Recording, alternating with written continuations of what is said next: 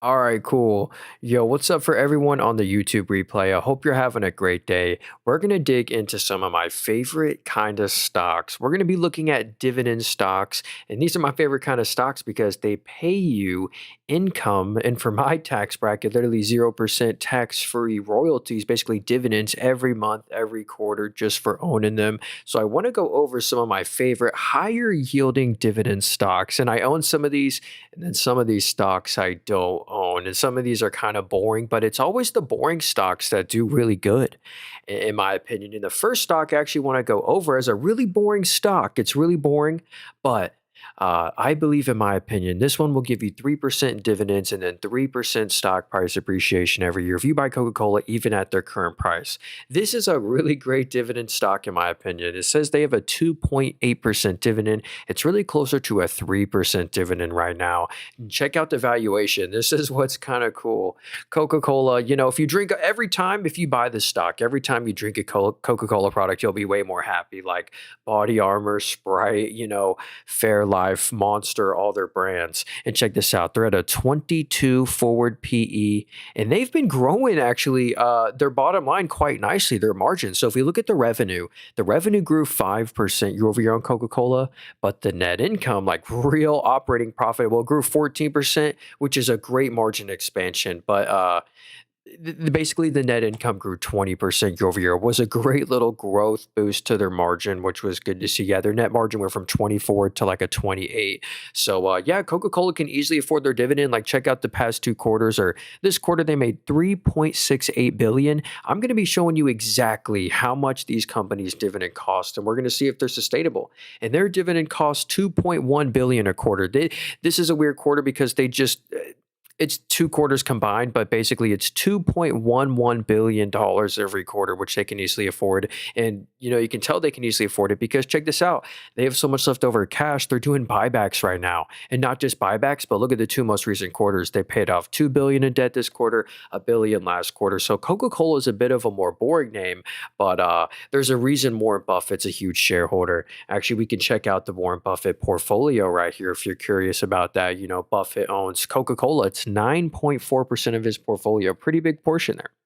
So yeah, oopsie, I just knocked over my mug. That's not good. Well, anyway, it didn't spill. But yeah, that's the first stock that has a pretty good yield that I like. Now, this next one's a little bit of a interest rate sensitive one, but this is Lowe's right here. I think you should put these on your watch list. This is I have this watch list right here. It's called at the top good high yielders. All these stocks really have some decent yields, and I think they're going to give you good stock price appreciation. We're certainly not going over all of these, but yo, what up, Looney, Tommy, Nicolo? Hope everyone's having a great Saturday. What up, Dylan, MC? Good to see everyone. So yeah, Lowe's, if you buy this stock even right now, you get a 1.8% dividend yield. And look at that payout ratio. They only have a 37% payout ratio. Another one that trades at a low 20 multiple. Coca-Cola was at a 22 forward PE. Lowe's is at a 21 forward PE. And as interest rates go lower, that's only to the beneficiary of Lowe's. It's more construction spend, residential construction spend. But even right now, they're easily making 1 to 2.5 billion of real after-tax net income every quarter.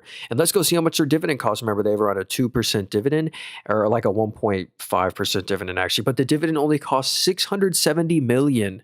That's pretty fair. And since they have leftover money, they're also not diluting you. They're doing a lot of buybacks as well. They've slowed down the buybacks recently, but because I think they're doing like acquisitions and stuff. Yeah, look at this quarter specifically. That's something you want to look into, more future growth. They spent $10 billion basically the past two quarters buying some company, buying some new asset. I don't know what it is.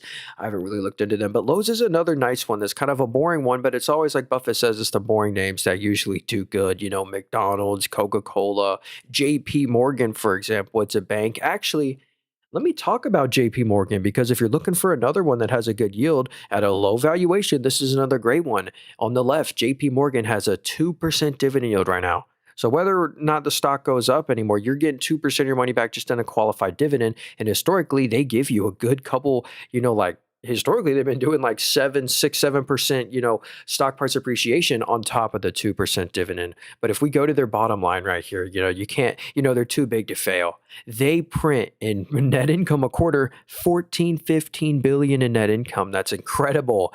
And, they make 14 billion net income a quarter, and that 2% dividend legit only cost, that's their share buybacks. Holy smokes. Look at the top here. They're doing 5 to 8 billion of buybacks a quarter. Obviously, they can easily afford that because remember, they make 14, 15 billion net income a quarter. That 2% dividend only cost 4.18 billion. Since they have so much leftover money, I kind of spoiled it. They're doing massive buybacks. That's even more accretive to the EPS. So the net income fell 7% year over year, but the net income per share only fell by 3.7 because they bought back a lot of their own shares. So very shareholder friendly company. The reason you kind of get a good buy the dip opportunity for JP Morgan and Visa right now, because the administration is trying to propose like this 10% credit card interest rate limit. They're also doing an investigation into JP Morgan. Yeah.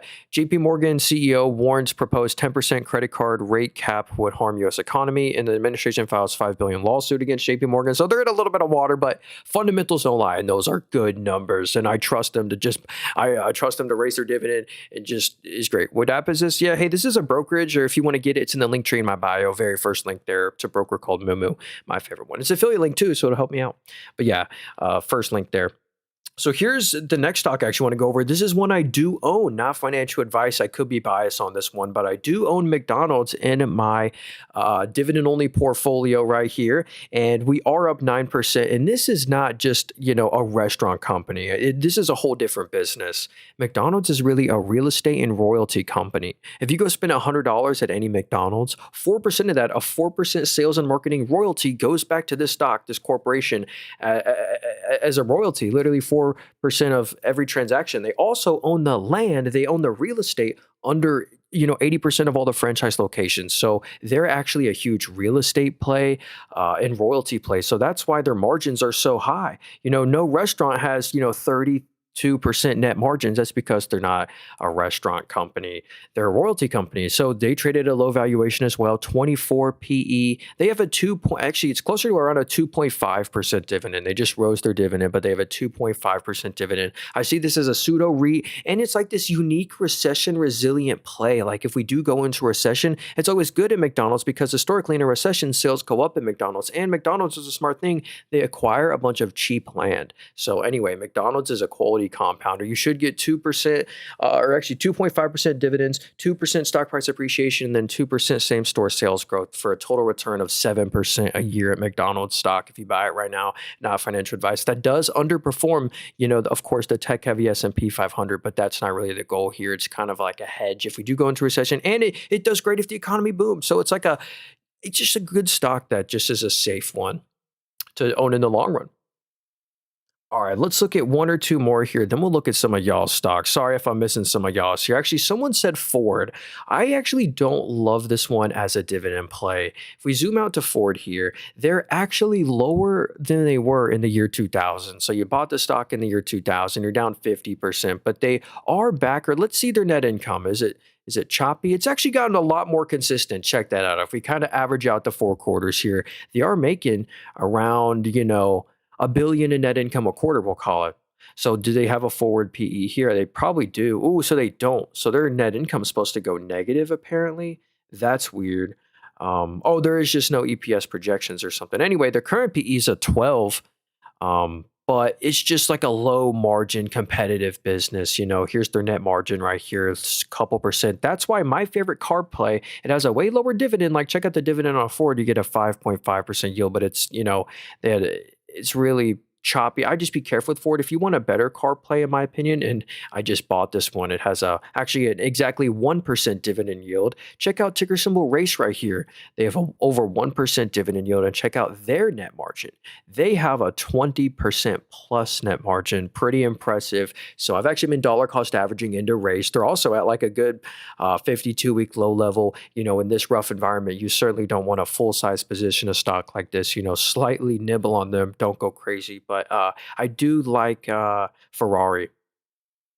Ooh, Toyota Motor, I think is a better one. What's your favorite Mag 7 play? Right now, it would probably be Microsoft is like the cheapest one. There's also Microsoft's a great one, but Amazon too. I've actually been buying more Amazon as well. They're in my little buy orders. But let's get to this next dividend stock I want to share with you. I think this one's pretty interesting, but this is Procter and Gamble. It's a consumer staple. They have so many billion-dollar brands and just in every industry. So check this out. Here's where the revenue comes from. It's very diversified. This is Procter and Gamble. You've definitely heard of this company before. They own Old Spice, Tide, Gillette, Huggies, so many different brands. So check this out. 35% of the revenue is their fabric and home care, basically, with Tide and those kind of brands. Then they have this baby, feminine, and family care products business, beauty products. So kind of like it's like an elf in one. They have 15% of the revenue comes from healthcare and then grooming, so maybe some pet industry. But look at their bottom line. This is the crazy part. This is what makes them so quality. My favorite consumer staple. I wouldn't buy Kimberly Clark. I wouldn't really buy what's the one that owns Tylenol? I forget.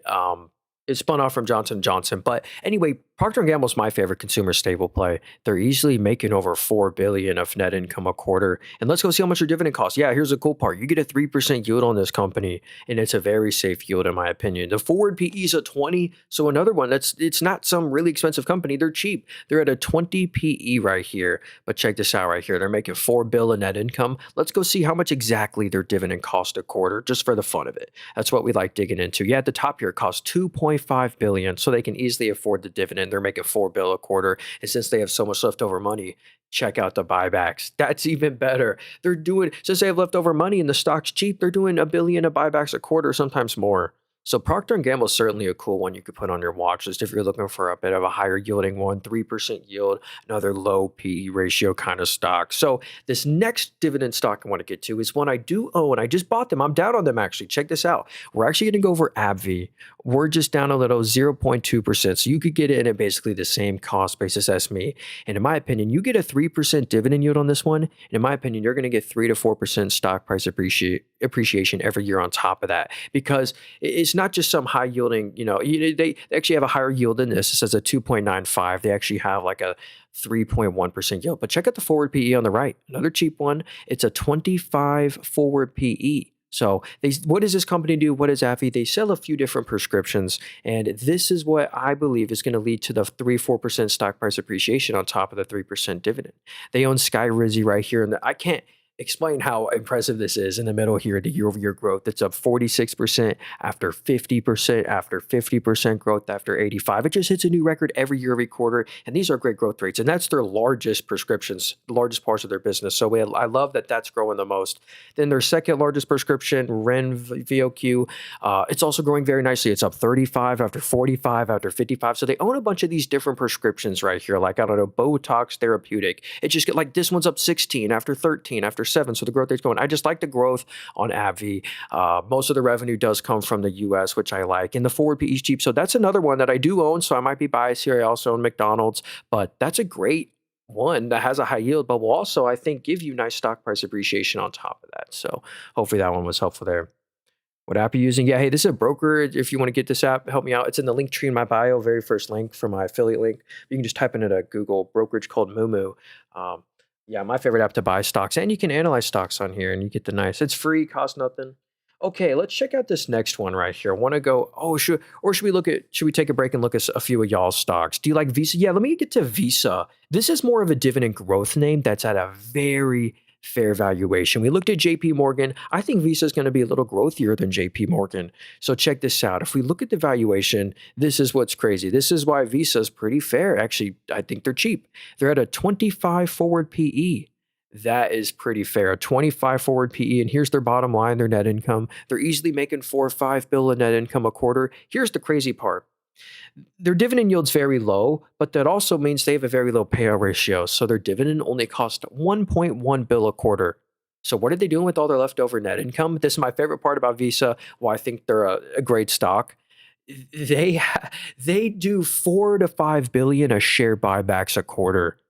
And let me show you the effect that has. The net income is down 4% year over year, or 4.3%. Net income's down 4.3, but the net income per share It's only down by 1. So whenever they do share buybacks, it makes the cost of the dividend go down, gives you more ownership in the company, makes the EPS go up more. So it only helps out the shareholders. Yeah, it has a 0.75% yield, very low payout ratio, but the real winner is the buybacks. And it's cheap, 25 forward PE. I can get behind paying that valuation. It's a quality stock that makes insane amount of money. Yeah, hey, people keep asking, yeah, if you want to get this app power, or it's an app called Moomoo or brokerage, it's in the link tree in my bio, very first link there. It's where you buy stocks on. All right, let's look at some of y'all stocks. Thoughts on Union Pacific? You know what? That one was in my good high yielders list. Sorry if I'm missing some of the stocks here. Good to see everyone. YouTube agent, shout out to member Brian, Paul, and Looney. Tractor Supply Co. That's a really cool one. So here's Union Pacific. This one has a good moat because there's never going to be any more railroads, like new railroad infrastructure. Like they're all grandfathered in and they have some of the best assets at Union Pacific. Now the stock's been flat for a few years because there was all the supply chain issues. Like 2021, which made them print money, but then there was that normalization. But what's the valuation? Yeah, look at that. A 19 forward PE. That's probably appropriate for like a Union Pacific. I really couldn't see them at like a 28 or something. Yeah, well, historically they trade. Yeah, their historical range, does it say that? Anyway, they print money. It's just like this. This is a federally regulated industry. Like the government cannot allow the railroads to stop. It would be detrimental to the economy. I actually used to own Union Pacific. I've owned Norfolk Southern. I sold them sadly. Well, I guess not too sadly because the stock's been flat for a while, but it's just a good dividend stock that has a super sustainable dividend, a 2.5% dividend yield here, at 19 PE, and they easily make 1.8 bill, 1.7 bill of net income a quarter, real after-tax net income. Let's see how much the dividend cost. Yeah, it only cost 800 million. So the dividend only costs 800 million, so they have leftover room to do, yeah, massive share buybacks. They've been doing a lot of buybacks. So yeah, Union Pacific's another one that I think is great. Let's see, does Morningstar give them a wide moat? I forget. Morningstar, yeah, wide moat. Yeah, they really do have the like best railroad assets. I really do like Union Pacific. Um, K&B bought Kenvue. Yeah, I remember that. Kimberly Clark. Hey, what up, Jace? Fix went crazy. Yeah, they sure did. I couldn't believe it. You know, they got added into the S&P 500 and they've just been crushing on earnings. It's a nice like um, data center AI beneficiary. United Rentals earnings gonna treat us well. Hey, Keva, good to see you, man. Yo, you own United Rentals as well. This is another like U.S. infrastructure play, and this app is telling me there's a little technical analysis right here. So a double bottom, I guess the rise probability is a 95% chance. But United Rentals is another one. You know, let me analyze it over here because another one that's I think going to be a monster compounder. I do own United Rentals, so I'm totally biased, but check this out. Here's their EPS. They're easily making, $9 to $10 of EPS a quarter. But look at their free cash flow per share. It's even crazier. It's like $19, $20 a quarter. And the dividend, here's another cool way to think of the dividend payout ratio. You look at the EPS this quarter, the dividend is, or the EPS this quarter was $10.90, and the dividend cost $1.79. So they have like an 18% payout ratio, very low, but we can also just visualize that by the net income. They made 701, or we'll call it 700 million of net income this quarter.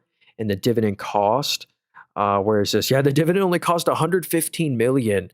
And the best part about this, since they have so much leftover cash, they're another one of the companies, and I always look for these stocks doing this, but massive share buybacks. I can't find the buyback number. Here it is. They spend 4 to 5 times more on share buybacks than they do on their dividend. Let me get my water here. So yeah, they're doing 400 to 600 million of share buybacks a quarter. Just incredible. What's the PE? The PE ratio is just the price to net income. It's price to EPS. So basically, EPS includes stock dilution or share buyback. So I like to call the EPS just the price to net income ratio plus any share buybacks or dilution. So how I like to look at this, United Rentals trades at 21.8 times next year's net income. So that's a pretty, cheap forward PE compared to like the S&P 500. The growth has slowed down, so I can see why like the revenue, single digit growth and the margins are kind of coming down right now, but it's just a great one. And I'll show you my position in United Rentals. They're done great year to date with all the interest rate sensitive stuff. You look at all the REITs or all the interest rate sensitive stuff. Yeah, we're up 47% on United Rentals. Plus, I think we get some nice dividends from them. Yeah, check that out. We bought a share, I guess last time we bought them at $715 a share. We got a little dividends from United Rentals. But anyway, they're cool. I do own them in my dividend only portfolio. What you'll notice is it's called my dividend only portfolio at the top. These are all like dividend growth companies. Carlisle is one I should almost look at as well. Uh, it's a great dividend growth stock. They're almost a dividend king. Actually, McDonald's and Carlisle both are at 49 years of dividend growth. Never had to cut their dividend once, not even during 2008, 2020. They actually rose their dividend through that. So they're cool. Yeah, every stock, actually, here's a cool thing. Every stock in here pays a dividend, and every stock in here also pays a dividend. But the only one that doesn't is Amazon. And I would prefer Amazon to not pay a dividend, invest it all into the future. IBM, you know what up, Plasma? Good to see you. IBM's another interesting kind of higher yielder name here. What's their yield? Yeah, check out IBM. They have a 2.3% dividend yield, and it says the payout ratio is 103%, but that's off the last full year. And one of the quarters in their last full year had a total one-time adjustment to their net income and EPS. Yeah. It says they lost 36 cents of net income that quarter. They did not. They actually made their norm. Hmm. Sorry if this will load here. They actually made their normal. So here's kind of says they lost 330 mil in net income. Come on. Okay, there we go. Yo, what's up, Skedding? Yeah, they didn't actually lose money that quarter. They actually made their normal 1.3 billion. I think you kind of get the point there. So anyway, if we look at the forward PE, it's a 28 on IBM. That's actually a pretty good valuation, a 28 PE. Yeah, the EPS here, they're kind of the EPS numbers. It's supposed to go from $1.12 to $1.54. So yeah, we do have some nice EPS growth coming to IBM. And you get the nice dividend. You know what? Let's go see how much their dividend costs for the fun of it to kind of also prove the dividend payout ratio is not 103%. So the net income this quarter was 1.74 billion. I guess if we average it out, they're slightly making more than that, but let's not give them the benefit of the doubt. Let's see how much their dividend cost. Exactly. The dividend cost 1.57 billion. So as long as they're making over 1.57 billion net income a quarter, they can afford the dividend. And they have been, I guess, but some quarters it's a little close. But the other quarters, like 2.2 billion, they're retaining a lot of money. And it looks like they just did some sort of acquisition because they spent $13 billion in Q1 buying some company or some asset. I don't know.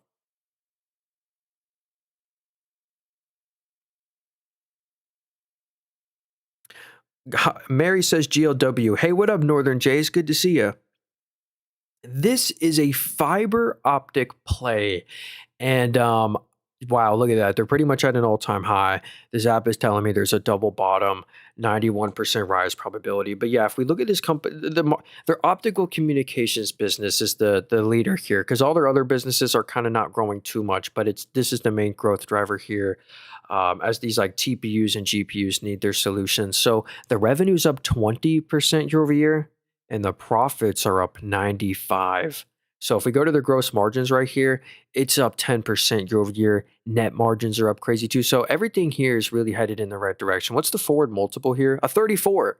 Okay, a 34 forward PE. If you look at their current PE, they look really expensive, 59. They've been having these weird like one-time adjustments to their net income, but really the operating profit, what you want to look at, the profits and the margins really have grown on GLW. 1.2% dividend yield on this one too.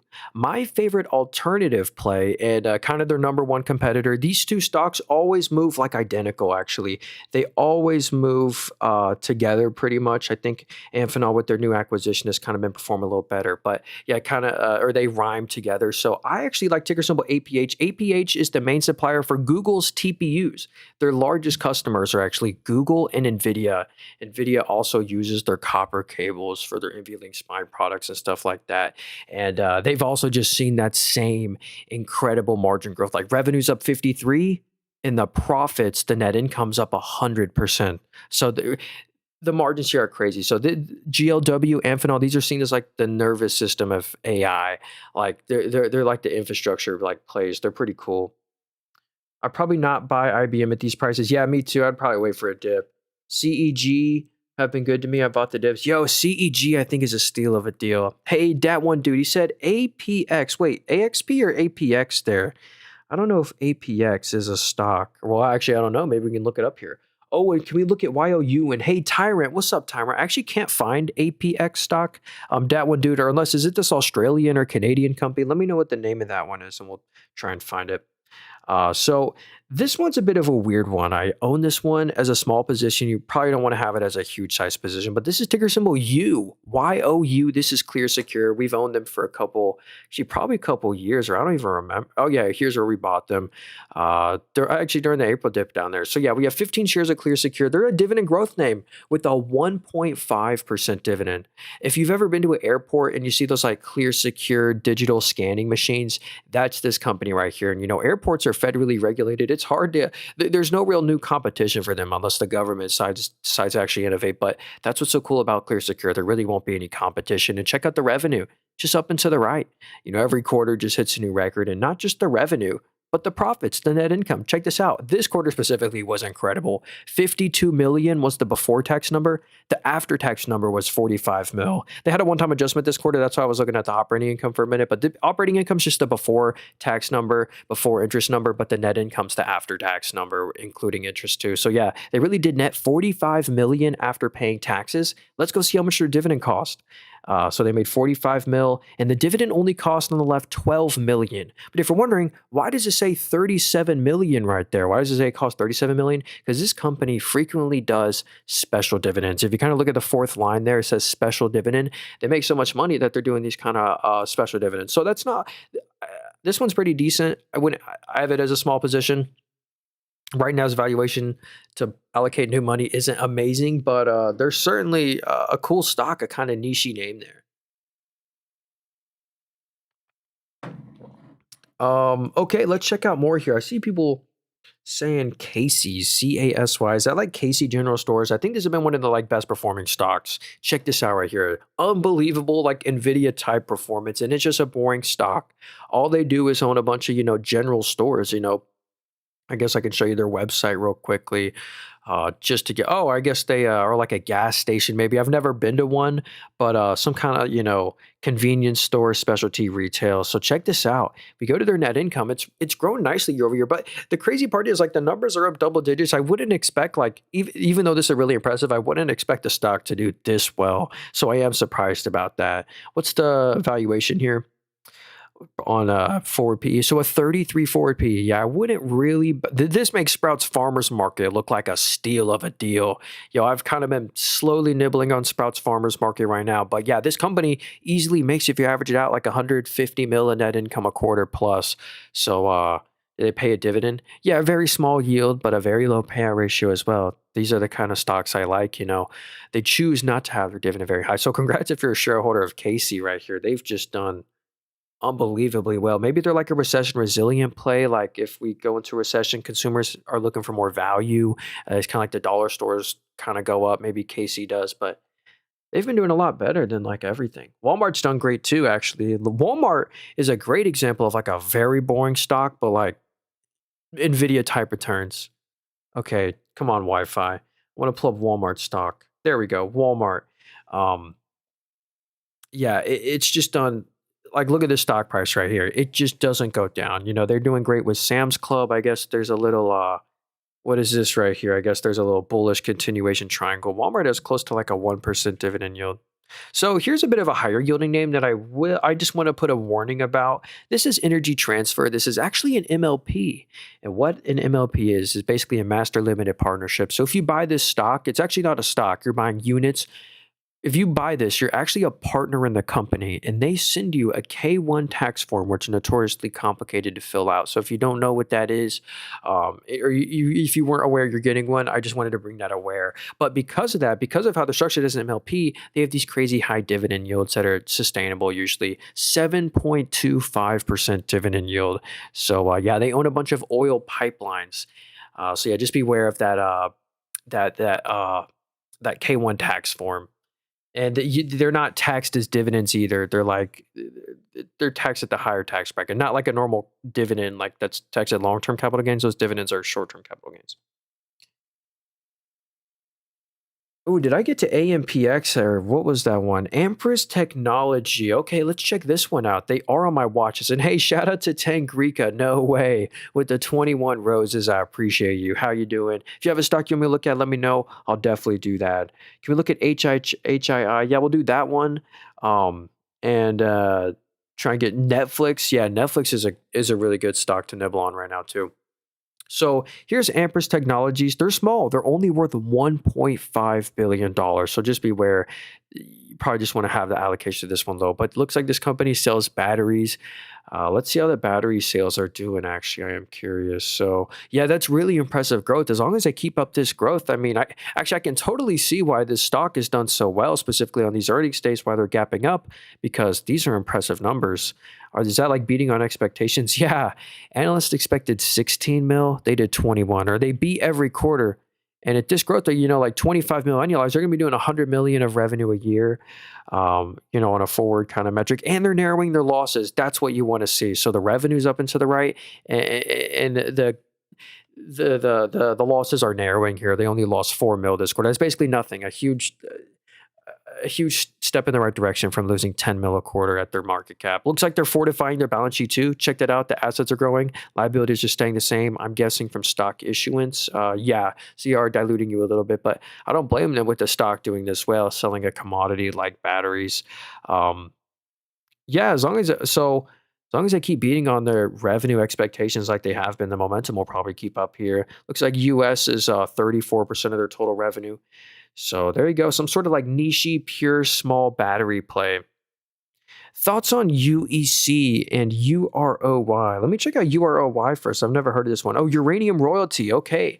So yeah, the uranium stocks have been doing pretty good recently because the nuclear reactor easing of policy and stuff where there's going to be a lot more energy infrastructure, and we're no longer sourcing our uranium from Russia and China. We're trying to get our uranium from the US and Canada. So yeah, this is actually a Canadian name. So we'll convert the currency from CAD to USD just to get a better idea here. But yeah, these are oops, I clicked out of it. These are like some uranium plays. Let's check out UROY's financials right here. So, oh, I just realized the thing's frozen. There we go. Okay, so here's the revenue. This quarter, it was 29,000. So they had like no revenue this quarter, but last quarter it was 23 million. So that's kind of interesting there. That was a great quarter, 23 million. And another thing that's just great is this balance sheet. They have no liabilities at all. How much cash they got? So they have a record amount of cash, 60 mil of cash plus their uranium assets, and the whole company is worth 60 or 630 million. So like 10% of the market cap is just their cash on hand. They did. It's weird. So I still wouldn't fully trust this one. I'd have to dig more into this one, but the numbers are small here. Like they did make profits last quarter. They made 2.2 million. We want to see more of that. Yeah, there is no analyst covering this stock right here, giving a forecast of their numbers. So I don't like that no analysts are covering. It's a small one, only $600 million. So you also, thanks again for the gifts there. You also said UEC. This is one of my more favorite uranium plays. They actually bought uranium mine off Rio Tinto, and Rio Tinto just had a big deal with Amazon. So this is one of the. It has a great asset, I believe. Yeah, they're at an all-time high right now. Jeez. Let's see here. I don't think they have, well, they do have revenue. Check that out. 49 mil of revenue, 17 mil. So they really are, it's a little choppy though. Like I wanted, like, it's kind of this, like all these assets are like this. So that like sometimes the revenue is nothing, 100,000, and sometimes it's a lot, but they have a great balance sheet too. Like a great balance sheet. So there's no chance of real bankruptcy here. They have 450 mil of cash and they're losing 10 mil, 20 mil a quarter. So they have years of cash. Looks like they did just dilute you to get all that cash. They diluted you by 330 mil, but I wonder if there's Morningstar coverage on this one talking about kind of their assets. Not really. So yeah, this is one of the better uranium plays. It's tough to buy them at an all-time high, though. There's also just a URA uranium ETF is kind of just a basket of all the best uranium stocks. My favorite uranium play of all time would be Cameco. It's also at an all-time high. And then LEU, Centrus Energy. That's another one you could put on your watch list there, Tangrika. All right. I'm very bullish on AI. About 60% of my portfolio in some sort of AI infrastructure nuclear play. Hey, nice. Me too. I can own AI and the AI beneficiaries that even if AI starts to die down, the businesses will still do great, like Comfort Systems, CEG, and, just random companies like, I don't know, Coca-Cola Consolidated can maybe lower their staff count by automating things more. Oh, Tommy said, you ever buy CTRE? This is another high yielding play. I should have put this one at the beginning. Hey, J Dog, no way. Thanks for all the gifts there. He gifted a trumpet and a. Hey, thanks for that. I appreciate that. He says, how's your position on Sprouts Farmers Market? You sold out or are you still holding on? I am still holding on to Sprouts Farmers Market. I've actually been nibbling, but yeah, they've been one of my worser performers. We're now 43% on Sprouts Farmers Market. I might actually, should we deep dive into them? Thanks again for the gifts there. I actually think they're really cheap. I wouldn't have it as a crazy big position. You want to keep this as still a small portion in your portfolio, but to nibble at this current price, I think the risk to reward looks very, very good. Oh, hey, what up, Luffy? So here's Care Trust. This is a senior healthcare play, and they do the triple net leases. Let me get. So they do triple net leases, and these have insane margins. Gross margins of 98%, net margins of 60%. This is a REIT, and REITs by law have to pay out 90% of their taxable income in the form of a dividend to avoid paying taxes on that. So it basically moves the tax onto you, and then these dividends are not qualified, so you pay short-term capital gains on it. Basically taxed at how your income is, but because you get a 3.5% yield here and really good stock price appreciation, just because check out the growth. They're one of the most underleveraged REITs I've ever seen. This is a really, really good balance sheet for a real estate company, a real estate investment trust. And check this out. The revenue is up 71% year over year. After grew 38, after grew 11. So the growth rate's growing over here. Crazy. So the revenue is up 71. The net income is 75 million, up 125%. So yeah, the net margins really did grow. Same with just the free cash flow right here. This is really what you want to look at instead of net income. You really don't look at the net income because it doesn't include the depreciation and the amortization. But hey, no way, Lisa, I used your link to sign up for Moomoo. Hey, I appreciate that. Appreciate that. Hey, if you want to get this app with my affiliate link, my favorite app to buy stocks and analyze stocks, link tree in my bio, very first link there. It's free. But yeah, Care Trust REIT, they made 100 mil this quarter. Let's see how much that 3.5% dividend cost. It only cost $67 million. So they can easily afford the dividend. That's really only like a 67% or a 67% payout ratio because they made exactly 100 mil. Even if you look at the net income, which doesn't include, the depreciation and amortization stuff, even not giving them benefit of the doubt, they can still afford the dividend with the net income. So this is a great one in a great industry, super under leveraged. I love that one. Just like very little leverage. I mean, yeah, I really want to buy into CTRE at a lower price. HII projections. All right, let's do this one. Huntington Ingalls. This is a aerospace and defense play. And I think they're still, even though the stock is at this all-time high level, I think the forward PE is like a 28 or something. Whoa, it's even cheaper. Their current PE is a 28. Check out the forward PE. It's a 25. And we'll look at Sprouts Farmers Market after this. My bad, I forgot. But 25 forward PE, that implies to me this stock could potentially just climb higher. I do like the aerospace and defense names right now because it's kind of like a hedge. If these war fears, war stuff, terror stuff start to escalate again, geopolitical stuff, these are a nice hedge. These should do good in those environments right there. So if we go to the bottom line, they're making good net income, in the sentiments now going to be higher and higher. They got new like Golden Dome contracts, I believe, or whatever. They're one of two companies for the U.S. that are like allowed to make submarines. Like they make submarines for the U.S. military, but they're making They made 145 mil in net income this quarter. They pay a dividend. Yeah, 1.3% dividend. Let's go see how much the payout is. So they made 145 million this quarter, and the dividend cost 53 mil. So yeah, that's like a 35% payout ratio. So I wouldn't be shocked to see this one continue to climb higher. If I was a shareholder, I would not be trimming or really taking profits on HII because they're still pretty cheap. And it's a nice hedge. Trump just bought Oracle and Warner Bros. He bought the bonds, actually. He bought the debt of Oracle and Warner Bros. Discovery. So, yeah, I would not go crazy in Oracle yet. I probably have Oracle as a super, super small little nibble, but I don't love Oracle yet. Some of the other cloud plays. Someone said YouTube agent said grid. Oh wait, no. I gotta get thanks again for the J Dog for all the roses there. He's in the trumpet. He said Sprouts Farmers Market. So what we're seeing is like the stock is, done terrible, but all the financial metrics are great. Now I will say they're kind of being out innovated and they're kind of a commodity. So they do kind of deserve to trade at kind of a lower multiple. But like bad news, I kind of think about Amazon, for example, and I do own Amazon. But like Amazon owns Whole Foods, which basically does exactly what Sprouts Farmers Market does, and Amazon Whole Foods actually will deliver it to you to your house and stuff. And I don't think Sprouts Farmers Market really has that online presence to compete. But what I love about this stock is just how great the numbers are. They have one of the highest margins of any like grocery store I've seen. So if you look at the revenue, this is great. Like nothing looks bad to me. The revenue's up 13% and the net income is up by 31. So that means their net margin, because grocery stores net margin game, low margin, it grew 15%. I can't believe it. It's a way greater increase than 2022, where they were lucky to have a 4% net margin. Now it's, 4 to 8%, 5 to 8%. It's incredible in Sprouts Farmers Market. And since they don't pay a dividend, what are they doing with all their net income? The best part is the share buybacks. Let's just go to like 2019, or 2020.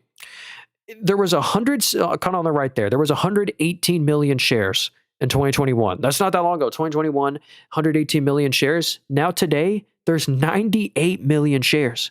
They've bought back 20% of all the company just since 2021.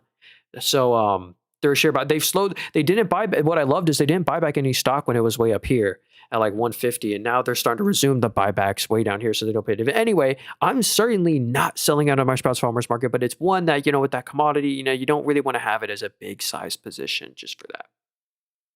So let's do grid real quick by YouTube agent. Appreciate you, man. He says, this is an ETF right here. So an ETF is just basically a basket of stocks. It breaks your money up for you in a bunch of different stocks instead of just one. And yeah, these are great, electrical grid plays. Ticker symbol grid owns a lot of the electrical infrastructure grid plays like Schneider, Johnson, Eaton. These are great. I love these. ABB, I just recently put them on my watch list. They're like international. A lot of these are international, not Schneider's is ABB, but Eaton's good. Yeah, I actually, and the ETF's at an all-time high, so congrats if you own that one. Pretty cool. Let's see. Ethan said AG stock. Is that Agnico Gold or no, this is First Majestic Silver. Yo, they're just like kind of the Agnico Gold. They're at an all-time high right now, literally just because they're a gold, or saying gold, they're a silver mining company. So I think they own a bunch of silver mines.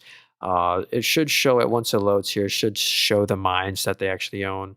Yeah, so check this out. Los Gatos or whatever these are called. These are the names of all their silver mines right here. And they're basically just following the success that actual silver has had. And here's the actual commodity of silver, ticker symbol SLV. And as you can see, just today, or the futures, it's up 7. This is the exact commodity of silver just in an ETF. And as you can see, it has rocketed just the past couple months here. So congrats if you're in any precious metal place. They're all just up and to the right. Mike Murphy, what's up? He says art store. Oh, it was probably, I forgot what we were talking about there. All right. What about FG? I can't view that. I can't view index funds, sadly. Can you look up Macerk, my favorite dividend stock? Hey, yeah, that's that shipping container company. Actually, real quick, let me get to TPL, then we'll get to Macerk. That's kind of a logistics, freight, ocean shipping company. So this is a oil and gas royalty play. In Texas, they own like a bunch of acres, I think like a couple thousand acres of land, the most precious land, and they just collect royalties on it. They basically lease it out. So if we go to it's an oil and gas play, but they haven't been seeing the slowdown, the huge revenue decline and net income decline that all the oil stocks are, like an Exxon, an EOG, a Chevron. All their numbers are pretty down bad year over year, but not this one. Their revenue is up 17% and the net income's up 13%. And check out the margins. This is what's crazy. They have an 85% gross margin. So they're not just some typical oil and gas stock. Sorry, I'm drinking my tea here. And the net margin is a 60%. So So yeah, the total revenue was 203 million. Out of that 203 million, the after-tax net income was 120 mil. And another thing is just that adds a lot of a huge safety net is this fortress balance sheet. No leverage. They have no debt at all and just a lot of cash. So that's why they're now paying a dividend, a small yield, but it'll grow. I think they might be doing share buybacks too. Sometimes they do special dividends, which is kind of cool. Hey, what up? 6 stars said SKYT. SKYT. Let's check this one out. Skywater Technologies. I think this was that wafer play, like a very small wafer play. Yeah, look at the market cap in the top right. You got to be careful with these or just keep them as small positions. And I have a lot of positions like this where I love them, but you can't trust a lot of money in them. Like a PSIX, a Clear Secure, Sprouts Farmers Market. You don't just want to have them as major size positions. But it's a $1.5 billion company. Let's see if we can figure out why they've had so much successful momentum, because it's usually always explained by the numbers. So yeah, they do wafer services. Let's check out the revenue here. So yeah, the revenue was great this quarter. Let's actually see revenue here. Just kind of see the history. So yeah, the revenue was 150 million. If we zoom out, it's never in its entire history been even close to 150 mil of revenue. And all this revenue, I will say, was all inorganic. It came from an acquisition. If we look at the balance sheet, why did it change so much quarter over quarter? Because they just bought this company for $100 million. But that's kind of the cool part. They acquired this wafer servicing company where now that's a cool little future catalyst to look forward to. Hopefully that acquisition can be synergistic. But I think that's why the rally has happened, because of that acquisition. I wish I could give you more details on this one. I really wish I could, but I don't know if I'd buy it at this price. I don't think they're expected to make any money, net income anytime soon, but yeah, they have done very well. All right, let's see. ChatGPT loves recommending me that Sky. Haha, that's funny right there. Oh wait, Brian Paul said, I'm looking at XBI for Monday. Biotech ETF. Let's check it out actually. So the Spider Biotech ETF, it's done pretty great the past couple months here. Just kind of been slowly going up and to the right. Let's see what it actually owns. I'm curious. So Moderna, Revolution Medicine. I haven't heard of a lot of these. A lot of these might be startups. I don't know. But yeah, this is if you like biotech stocks, maybe you could I'm kind of a more fan of picking and choosing. Dang, this ETF kind of hasn't done too great compared to like the S&P 500, but it's a bit of a more safer play. I do have some individual biotech stocks I like, which you can never keep these as meaningful size positions. But yeah, ADPT. This one looks, I have a few of them. Actually, that looks very similar to how that ETF was doing. GMED, Ironwood Pharmaceuticals surprisingly has, I think the momentum will keep going higher here. I'm going to do a whole video deep diving in, like, I never like talking about or recommending these kind of stocks just because they're so risky and so small of a market cap, but I like picking and choosing, and I would pick these at their current prices. All right, let's look at some more here. What was that other one? Buy PRCH was 25. No bad news. All right, wait. Oh yeah, Macerk. You know what? I did say I'd get to that one. I don't know the ticker symbol for that one. MAERSK. We found it. So here's the ticker symbol. So they're I don't know where they're headquartered. You know what? We can go find out. But they're one of the like ocean freight logistic companies. They haven't done great. The stock is actually the same price that it was back in 2014. So it's been flat for a decade. But yeah, they do ocean freight is most of their revenue. You've probably seen their like huge cargo containers. I actually have a mini one. But yeah, they're headquartered in Denmark. Interesting.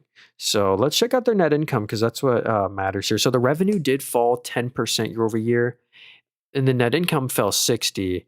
But like, notice they're still net income positive every quarter. So they're very interest rate sensitive, just like like economically prone, just like a Zim is. So I'm actually going to give you a better recommendation. So if you look at this one right here, like look at 2023, the same thing happened with Zim. Their net income went negative. They saw this massive decline, but then it normalized. Now it's kind of slowing down again. This one's really interesting. I'm sure they have a high yield. Yeah, 7% dividend yield. Another interesting one that I've kind of been talking about, and you don't want to have this one as a big size position either, but is GSL. They do the exact same thing, ocean freight. And if you buy this one, they have a high yield, even if you buy it right now, a 5.5% dividend. And look at the payout ratio to the right of it. It's a 17%. And that's true. They really only have a 17% payout ratio. But here's the net income. Look at how consistent this is. We're going to zoom out like a year or two. It never had that same 2023 massive dip and where it went negative, kind of like Zim and Macerch did. So this is kind of a cooler play you could buy with a high yield as well. They're headquartered in Athens, Greece. And check this out right here. I guess we can pull up their website. Yeah, they do the same thing. Ocean freight. And they just actually bought for like $150 million. They bought 3 new cargo vessels for $188 million. So they acquired 3 new vessels. So anyway, I just like them. They're trading at like a 4 PE. I kid you not, but they're so sensitive that. Are you bullish on Calm after the latest spike in price? I am bullish on Calm. I'm like right about break even on this company, but this is a fortress of a balance sheet company. No debt, 1.1 bill of cash, and that's a huge safety net. If we look at the top right, this whole entire company is worth $3.8 billion.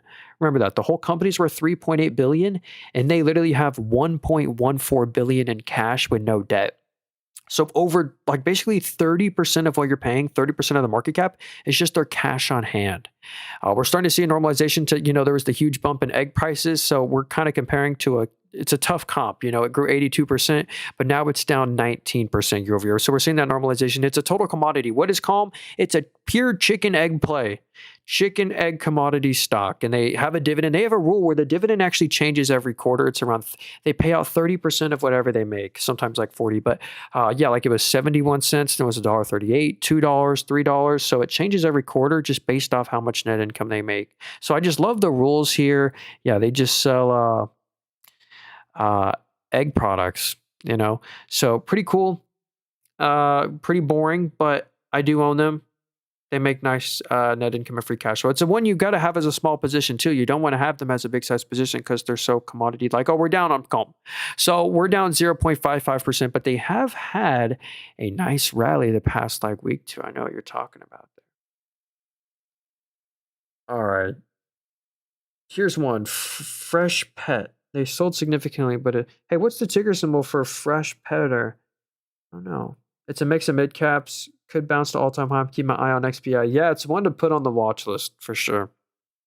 Monkey D. Luffy says TME. Oh, this is Tencent Music. This was a spinoff from Tencent, the Chinese company. It's a Hong Kong ADR. But they own like a bunch of royalty. Like it's kind of like Chinese Spotify. So they have a bunch of subscribers. They have 125 million premium subscribers. Let's see the ARPU on that, which is average monthly revenue per paying membership. They make $1.67 per month per paying membership, and they have 125 million premium subscribers. Let's go see how much that makes them. Yeah, this is their bottom line, not the revenue, but the real after-tax net income. They're making 3 to 6. Was that a one-time adjustment there? That 600 million. I want to find out if it'll load here, but this is so impressive.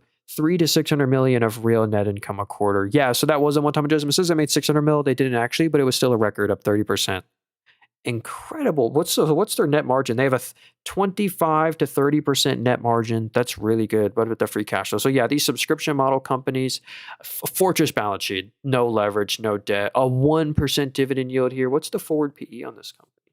A 17. So that's pretty interesting, actually. Give me 1 second here. Actually, I've never had to do this on stream. I have to use the bathroom really bad.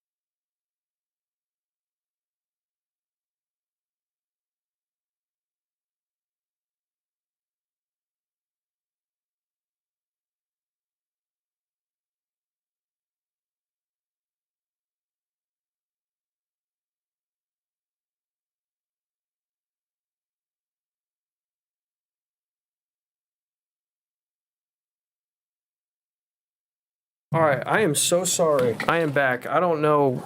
I just like peed the Nile River. I'm sorry. Okay, I'm back. Okay, what's up, y'all? So yeah, TME was a pretty cool stock, I will say. And let's check out this one. Looney, this is a pretty interesting like car mechanic company. This is Allison Transmission. It's a nice dividend growth stock as well. It's done pretty good since 2019. And even though it's done pretty good, these stocks always trade cheap, but you know, the forward PE is a 12 here. So I wouldn't be shocked to maybe see them go up to like a 15, 17 forward PE. I wouldn't be shocked to see that. But the revenue expectations are really good. Wow, in 2 quarters, it's supposed to be 1.3 bill. The EPS is really good every quarter too. So I guess the revenue and net income did fall a little bit year over year, but it's just such a cheap valuation on this one. And whenever a company trades at like a 10, 12 PE, you always have really high dividend yields for a very low payout ratio. So only have a 12% payout ratio for a 1% dividend. That's pretty insane. And I bet they're doing a lot of share buybacks as well.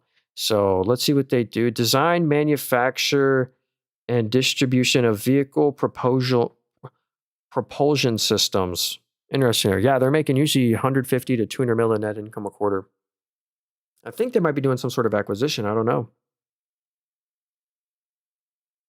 DGRO or SEHD if you had to pick one. Hey, what up, Michael? He says, remember, better wait for a pullback, that egg prices being lower, that I wouldn't be buying Calm, that earnings will be lower. Yeah, you got to be really careful with Calm with the egg prices.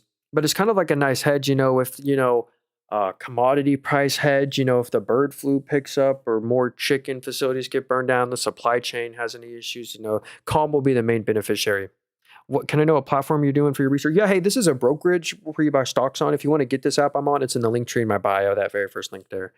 So SEHD, this is a dividend ETF right here. And what's really leading to the growth recently has been the oil and healthcare names. Let's see what his largest hold. Oh, and of course the aerospace and defense names like Lockheed Martin.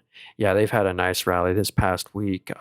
Chevron, here's your health play, Merck, Home Depot, Altria. These all have really nice dividends. I like Coca-Cola. I like Altria, Chevron, Lockheed Martin's pretty decent. So yeah. So the dividend on this is a 3.6%. So a lot of people like this ETF for the dividend. And this year it has really favored these kind of dividend stocks. This will not outperform, obviously, the tech-heavy S&P 500 in the long run, but it's a nice one where you get nice dividends. Yeah. I kind of like to I like to make my own SCHD. I have my kind of good high yielders list here. AbbVie actually, the largest holding in there used to be Broadcom, but they sold off Broadcom. But AbbVie, Proctor Gamble, Coca-Cola, Cisco's good, McDonald's, JP Morgan, Johnson & Johnson. That would be my own like SCHD. I love all those names there. Thoughts on ICLN for long term? Let's check it out. iShares Global Clean Energy ETF. Okay, this one has done really good the past couple ones. I wonder if it's like solar stocks or what is it? Oh yeah, so like these alternative energies, like Bloom Energy's in that alternative fuel kind of industry. First Solar. Oh, that's a great holding. So a solar name. This is my favorite solar stock of all time. If I was ever going to pick one, I'd pick First Solar. So then there's Enphase Energy. I like First Solar a lot more than Enphase, because Enphase is way more like cyclically prone. Like the net income was super negative when First Solar's printed money, and so they do like the AC to DC converters at Enphase. Do you have any idea that bankers think about the company and what do they do? I don't know there. I can't hear you. Yeah, hey, sorry, I went out for a sec. Hopefully I'm good now. Okay. Yeah, I've which one are we missing here? Uh Can you move your screen slower and point to where you're seeing the numbers? Yeah, hey, that's a great point. That's why I like to recommend the YouTube stream. On the YouTube stream, I have like a cursor on my mouse, or my cursor from my mouse. It shows on the YouTube stream, but it doesn't on TikTok. So I'm always pointing with my mouse what I'm kind of talking about and pointing at. That's actually the best way to support me if you want to. I sell nothing. I have no course book. What's up? I sell nothing, but I have a YouTube channel. I'm also streaming on. If I talk too fast, you can also like rewind and slow it down. My YouTube channel is called Nathan Roberts, also in the link tree in my bio. Yeah, just type in YouTube Nathan Robert. Oh my gosh, let me mention, we are like 28 subscribers away from 10,000 subscribers. So I guess if you wanted to hit the subscribe button, we're so close to 10,000. We're like 25 away or something. Yeah, hey, Story says, which app can you recommend for African users? I wish I knew one for sure that worked in Africa, but I don't. Um, Sorry about that. Yeah, hey, Dwayne's been saying I can't look at this one on my brokerage. Is what I'm saying. This is an index fund, I believe. Or we'll try and find it, but I don't believe I'm going to be able to find it. Yeah, I typed in FSAGX. I unfortunately just can't find that one. But France said Intel, and then we can get to like a RMD stock, maybe. Yeah, I'd like to make my own ETF too. Yeah. I think if you pick the right stocks, you can outperform, the S&P 500 with just a few names. But you got to make sure, with a few names, they got to be really quality. So here's Intel right here. Let's see. I think they just reported earnings, and oh yeah, dang! Look at the top left. They fell 17% on Friday. So Intel secures 6 billion in CHIPS Act funding and 150 million defense contract. Intel reports revenue decline and weak outlook amid supply constraints. Intel revenue delayed to late 2028. So Intel, if we judge them off their numbers, the numbers aren't good. If we kind of zoom out here, it's been really choppy. Like they historically lose a lot of money every quarter. So it's kind of, they didn't actually make 4 billion this quarter. That was their government money. But they used to print money when they used to have their deal with Apple. Like every old Apple iPhone used to have a Intel chip, but now they switched to Broadcom and they're making like their own chips. But yeah, the government was a huge savior here because the government took a huge stake in Intel. Basically, we need Intel. The government will not allow Intel to go bankrupt. We need that manufacturing capability here in the US. We're trying to kind of get away from manufacturing all our chips in Taiwan. That's where NVIDIA makes all their chips right now, our largest company. And NVIDIA agreed to kind of move some of their manufacturing of their older chips to Intel. And I think NVIDIA also took a stake into Intel. Also, your name's in the top left corner, blocking the view. Yeah, I think you can on TikTok. You can like hold down the screen and hit like clear view. It's also easier. It's just really easy to see on the YouTube stream as well. If you want to support me, my YouTube channel is called Nathan Robert. It's also in the link tree in my bio. But just type in YouTube Nathan Robert.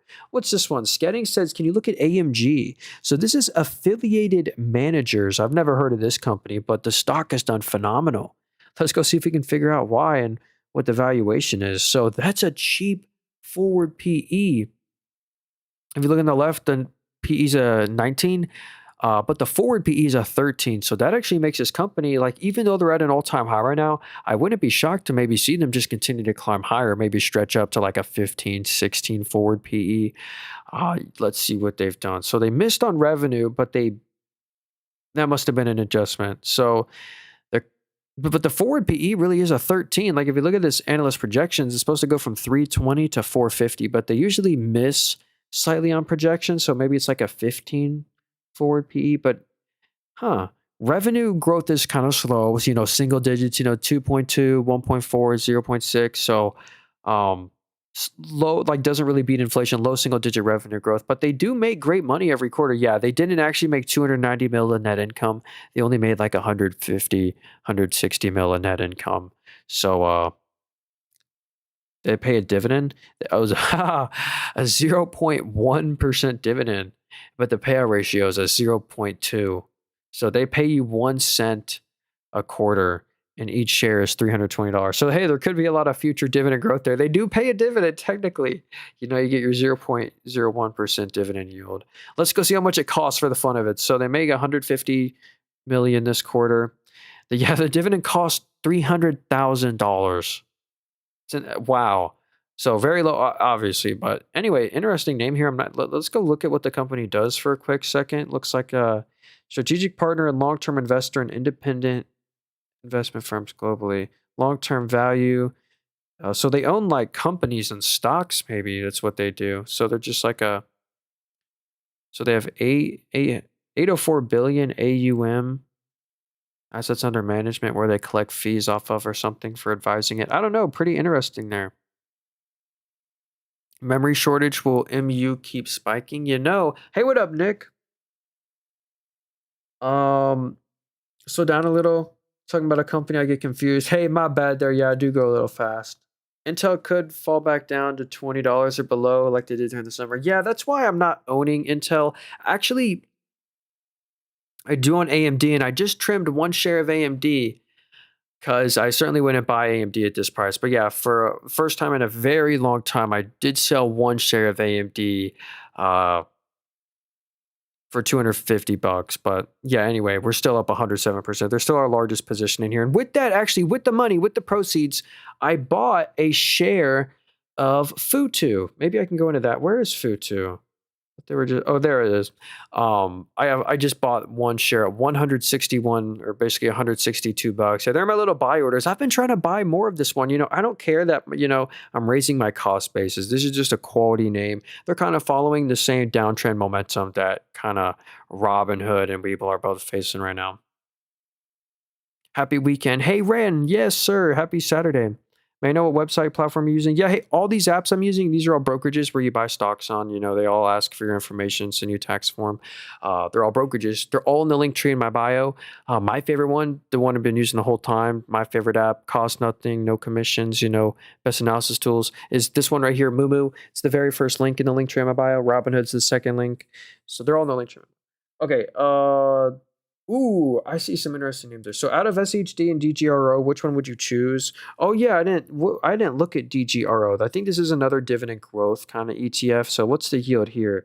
This one has a lower yield, a 2% dividend yield, but ooh, this one does have some higher quality names. Actually, I would pick DGRO if I had to pick one and Diamond Hand one forever. I know the rules of SEHD. SEHD doesn't let its winners win really.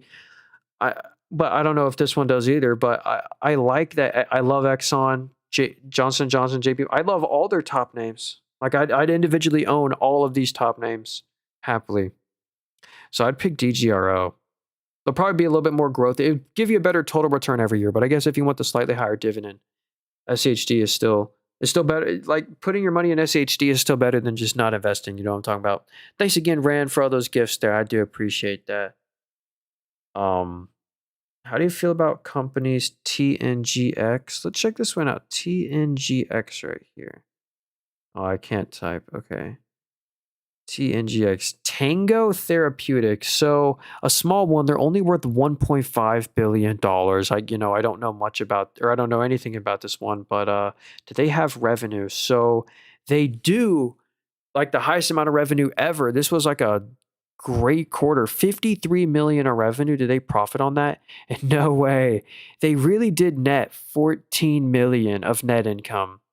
So out of this 53 mil of revenue, they netted 15 mil. So that was a great kind of like margin growth there. They beat on expectations. They beat on revenue, beat on EPS, beat on EBIT. This wasn't just some one-time adjustment to the EPS, like the earnings before interest and taxes was an incredible beat. So I can totally see why this stock has done so well. And if they keep reporting numbers like this crazy beat, I'll put them on my watch list. They're actually like, I actually really like this one. If they can, hopefully this wasn't some one-off quarter. I don't know if they like sold off one of their own assets. I doubt it. Well, I don't know. If this is like a real quarter, there's more of these kind of quarters to come. I'd be very interested to see because this was a great beat. They expected to lose 8 million, but they made 14 mil. Pretty interesting. I know SRPT, this is one that unfortunately some people passed away after taking their products. So yeah, if you're wondering why did they gap down on this day, when they didn't report earnings, that was when someone passed away and then another person did. So just more bad news have hit the stock. So that's why I would just kind of stay careful of this one. Dang, they're only worth $2 billion. How much are they making though? Okay, so the profits are a little choppy and the revenue's down 14%. So the sentiment is in the toilet on this one. I don't know what to think about this one. So the forward PE is a 44. I don't know about that one, AJ. I remember hearing about them. Ooh, Palantir. So Palantir, Do you have a YouTube? I do have a YouTube. Yeah, hey, if you want to support me, that's the best way to support me. My YouTube channel is called Nathan Robert. It's also in the link tree in my bio. But you can just type into YouTube Nathan Robert. I'm streaming on there, and it'll be up forever, so you can like rewind it. Oh, we got to get to Micron too, there, friends. So here's Palantir. I really want to own this company, but I can never get them at a good valuation. It'll probably never get to a valuation I'm comfortable with paying because quality stocks like this deserve a high multiple. Palantir, half of the revenue comes from the government. A lot of police stations, the military use their software, and the government revenue is booming. It's up 55% year over year. After grew 33, after grew 13. So the growth rate is growing over here on the government revenue, and not just the government side, but also the other half, the commercial. That is up crazy even more. It's up 73% year over year. There we go. It's up 73% year over year to an insane record. Like this chart at the top looks so good on Palantir. So that's every year's just been so impressive. They're beating on every expectation of every metric. They're beating on revenue, beating on EPS, beating on EBIT. They have a fortress balance sheet too. They actually have no debt at all. So no debt, crazy amount of cash, like $6 billion of cash, just earning interest. Crazy margins, like 40% net margins now. Margins are going. So yeah, everything there's headed in the right direction. Yeah, hey, my Wi-Fi's having issues right now. If it doesn't fix in a quick second. Well, hey, we've been streaming for a while. If you actually want to hit the follow button, we stream every day. The very beginning of the stream is good to watch because we deep dive into some great dividend stocks. I might actually like upload it as a video. It was really good, I think. Yo, Rashad, what's up, man? He said hi. Yeah, Palantir I'd love to own, but it's just too high of a valuation. Just say the price trading and remember to let people know in tech that going to be slow that a banker downgrade Dell. HV says slow growth in tech. Yeah, Dell is always, and HP definitely are like value kind of low growers. They're kind of like value plays. Emil said CRNC. Sorrent stock. Haven't heard of this one before, but let's check it out. They're a small one. Yeah, they're only worth $500 million. So you do want to be careful. They're only worth $500 million in market cap. You just don't want to trust a lot of money in these kind of stocks. But for the full year 2025, 55% of the revenue comes from their licensing revenue. And that's actually not done too well on an annual basis. Way lower than it was in 2021. What about their other businesses, though? Their professional services. Yeah, as well. Like, that's not the growth you really want to see, down 21% year over year. So the revenue is $60 million, and they are actually close. They're nearly breaking even now if you kind of average out the quarters here. They have a bit of leverage, but it's like weird if we look at that on an annual revenue basis because it is lower. Yeah, dang, this Wi-Fi is really giving me an issue here. So, okay, I want to point out where the revenue comes from if it'll pull up on the screen here. How do you like AMD? I don't like AMD at its current prices, but I do like AMD. I'd actually, if I had to buy AMD or Nvidia right now, I'd actually rather buy Nvidia currently. I actually just trimmed the slightest bit of my AMD position. So, dang, this thing really is breaking on me. Yeah, hey, what up, King Chris? Yeah, I do really like AMD. Thanks for coming to the YouTube stream. I appreciate that. And of course, as this is happening, I lag, and it's like I never lag. Well, I sometimes lag, but I get like the worst lag I've had ever anyway. Here's where the revenue comes from: Germany, other Asia. The US is only 15% of the revenue here. So some sort of licensing. They say AI-powered virtual assistant for mobility and transportation market. They have apps, multi-module, audio AI, adjacent markets. Yeah, something like that. Yeah, if it's lagging, don't worry. It's me that's lagging, not you. Good call on DGRO. I've put on my watches. Yeah, DGRO seems like an interesting dividend ETF. It has a high yield, a good starting yield of like 2% plus. NEE. All right. Come on, phone. Can we not disconnect? Okay, well, it's disconnected from my software. That's not good. Okay. All right, here's NextEra Energy. If we can, we'll stream till it breaks. So NextEra Energy, this is a utility. They're in the S&P 500, and they have a great yield as well. A super safe dividend yield. Actually, they have a 2.61% dividend yield, and the payout ratio is actually a little lower than 61%. Yeah, with NextEra Energy, it's just a great utility. They've been one of the worser performing utilities, though, and I don't know why. They basically own the whole state of Florida's utility. They own Florida Power and Light, and just in the state of Florida, they do like $5 billion of revenue a quarter. But look at the forward PE on the right. It's a 22 forward PE.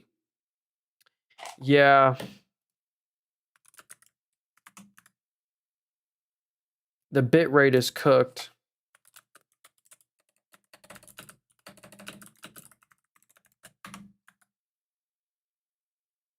Yeah, and it's not recovering either.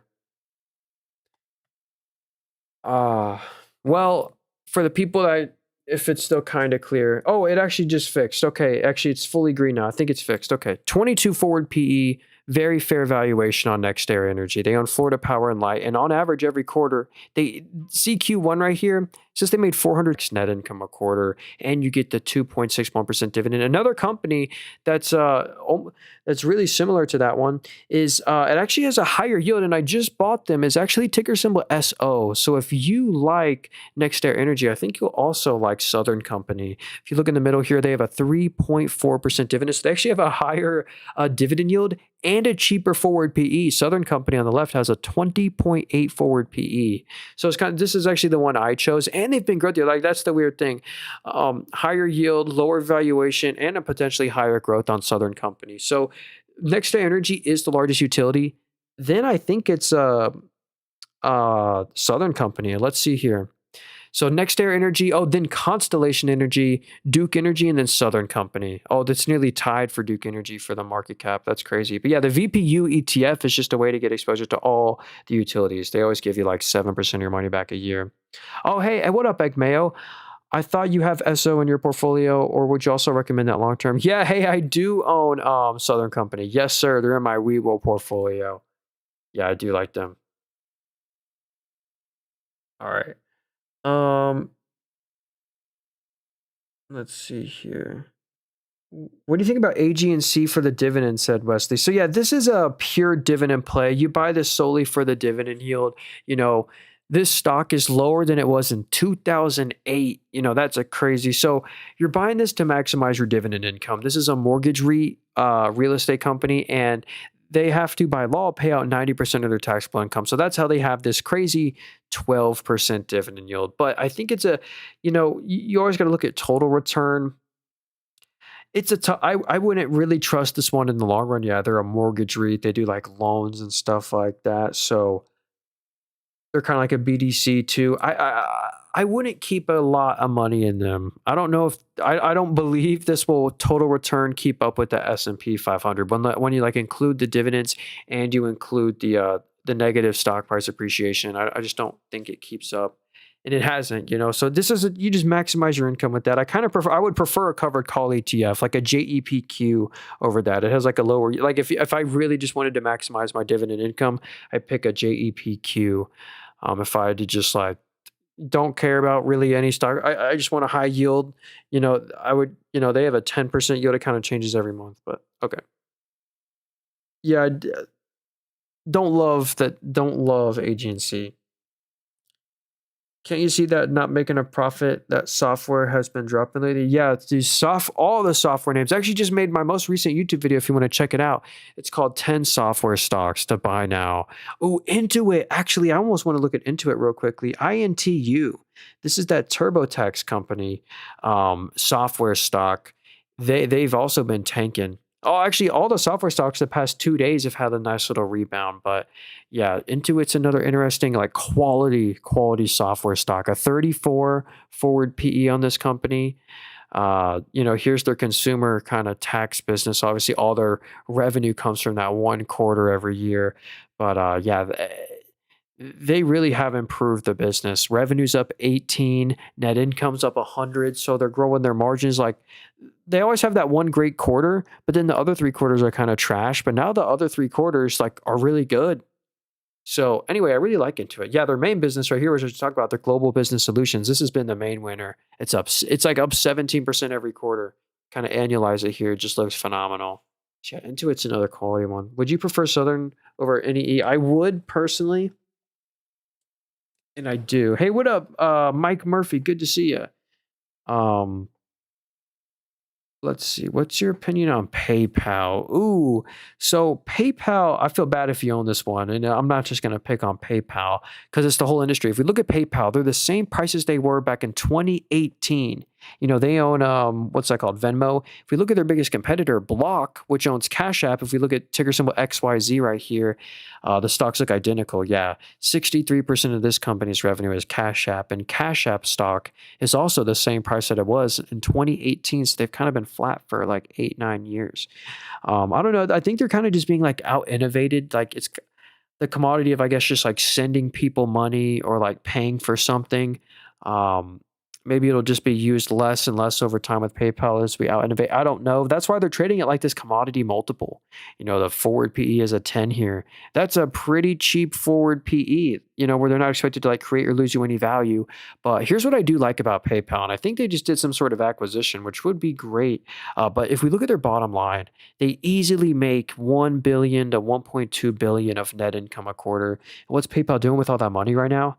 Well, it's share buybacks. At the top, they're doing 1.5 billion of buybacks a quarter, and that's my favorite part about PayPal currently. But I think they mentioned something about an acquisition. I really, yeah, look at this. PayPal acquires Symbio to expand AI-powered commerce capabilities. I definitely like that. PayPal partners with April to offer free tax filing for debit card users. That's pretty interesting. Yeah, they're definitely innovating. PayPal. I'd keep the allocation low to this one, but I don't see them really getting like I think the risk reward does look pretty decent on PayPal, but I just keep the allocation to this one low. Um, yeah, the revenue kind of grows like single digits. Like if you look in the middle bottom, like 5, 1%, 4%, 5%. So kind of like mid, low single digit revenue growth. Net margins of 15. So yeah, and they just started paying a dividend. I believe if you buy the stock here, I think you get like a 1% dividend on PayPal if you just buy them right now. So yeah, the risk reward's starting to look really good, but I just wouldn't have that as a big size position. People be using crypto to send money nowadays. Oh, hey, that is true. Hey, what up, Glass Person? And SO is much better. That try to wait at $86. Yeah, I think that's around where I bought it. Celebrate. Good to see you, man. He says NUTX. I hope you're having a great Saturday. Yes, sir. Hope everyone's having a great weekend. Do you like to make a video together? Well, hey, maybe. What's up? I don't know you. But here's I don't there's no real way to DM me. I guess you can DM me on TikTok. If you want to talk, or just leave a comment on my video on any of my videos and I'll get back to you. But yeah, if you look at the market cap in the top right, they're only worth $1.1 billion. But out of all the companies worth $1.1 billion, here's what's pretty cool about Nutex Health. They own a bunch of hospitals and they've really gotten profitable. So we can see the revenues up 200% year over year. They did 267 mil of revenue, and on that 267 mil of revenue, they netted in net income 96 million after they paid 30 mil of taxes. So that really is the after-tax number right here, 96 million. Pretty impressive. So 36% net margin. Like the business has just fundamentally shifted. This is a hospital stock. They own a bunch of hospitals, I think like 12 healthcare facilities. I'm actually about to buy more HCA healthcare, but yeah, if you kind of look, 27 hospitals, 10 upcoming. So pretty interesting name there. If you're bullish on hospitals, and the valuation's cheap, an 8 forward PE. So I can see why this stock has done pretty well. So they're still at a low valuation. Even at an 8 forward PE, they could potentially just continue to climb higher. Who knows? Sunday signal overload. Everyone home in the neighborhood. Yo, yeah, I heard some like ice storm. Hey, someone said BURU. I haven't heard of this stock, I don't think. BURU. Nuburu. So yeah, we don't really cover these stocks, but we'll check it out. If you look in the top right, they're only worth 82 mil. That's just a really small company. It's hard to trust anything in these kind of names like lotto ticket stocks. They're only worth 82 mil. And yeah, I can see why. They have no revenue anymore. This was the very last quarter that they had revenue was in 2024. It was 9,000. Now it's zero. So they have no revenue at all. And they lost 22 mil in net. That's, ooh, so there's almost like a short potential. On any rally, you almost want to short this one, but you can't risk that. But they're super leveraged. No, basically no assets, lots of liabilities, losing 10 to 20 mil in net income a quarter. Think about it, just kind of just logically here. This is why this company is at zero. If none of that made sense. If you look at the top right, the whole company is worth 83 million. So imagine that you pay $83 million, you buy the company. You could at this valuation. You buy the whole company for 83 million. You're buying a company that does no revenue, so it has no sales. And if you look at the net income, you lost 22 million just this quarter, which is, 30% of your investment, then 12 million, 16 mil. They were never profitable just for all the time. And you're super leveraged. You have no cash, no assets, and so much debt to pay. Just can't really recommend that one. Sorry. Just not. Figma, this one's being hurt just like Adobe is, I believe. Let's see if they're doing better than Adobe, though. So they recently IPO'd. So yeah, dang, they've just been straight down since their IPO. But it's kind of not Figma's fault. It's the whole software industry. If you compare the IPO price of when they started to like Adobe, they've like gone down almost identically.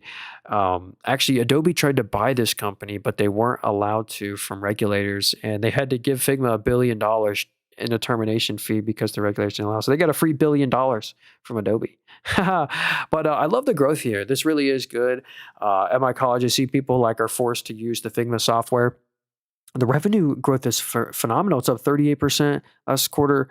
It was 40, 46, 50, 50. So it's just phenomenal top line growth. Great balance sheet. And they had their little one-time IPO fee. So it says they lost 1.1 billion. They didn't actually. But if you look at other quarters, besides that, they are making actually like 40, 50 mil of net income a quarter. So they are profitable. So I do believe they have a forward PE if there's expectations from analysts. So no, there is no analyst covering this one. Or is there? Well, I guess there is, and they're supposed to lose EPS for the next 2 quarters, but the EBIT is supposed to be positive. Anyway, if Adobe does great and software names start to recover, this one will definitely recover too. $14 billion market cap. I don't know if they're cheap yet. I know Adobe's cheap, but I don't know about Figma. And Figma has a way higher growth rate because they're smaller, like to the sales. So it's an art kind of software name there. All in on PayPal. Yeah, I'd be careful there. Oh, it's a short squeeze. Okay.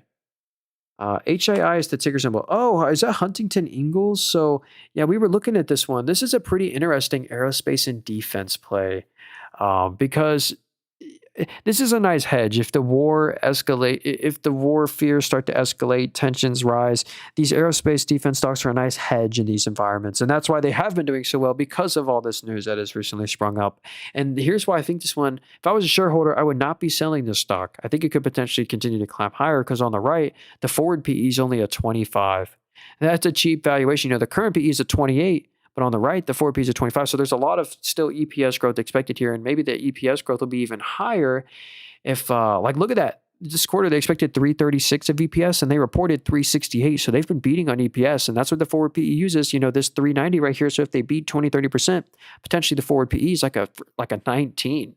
So I could see this one potentially stretching up another good percent. I think they're one of 2 companies in the US that actually do they make submarines for the military, like these huge ships as well. They own like the dock and everything. So, yeah, a really good name there.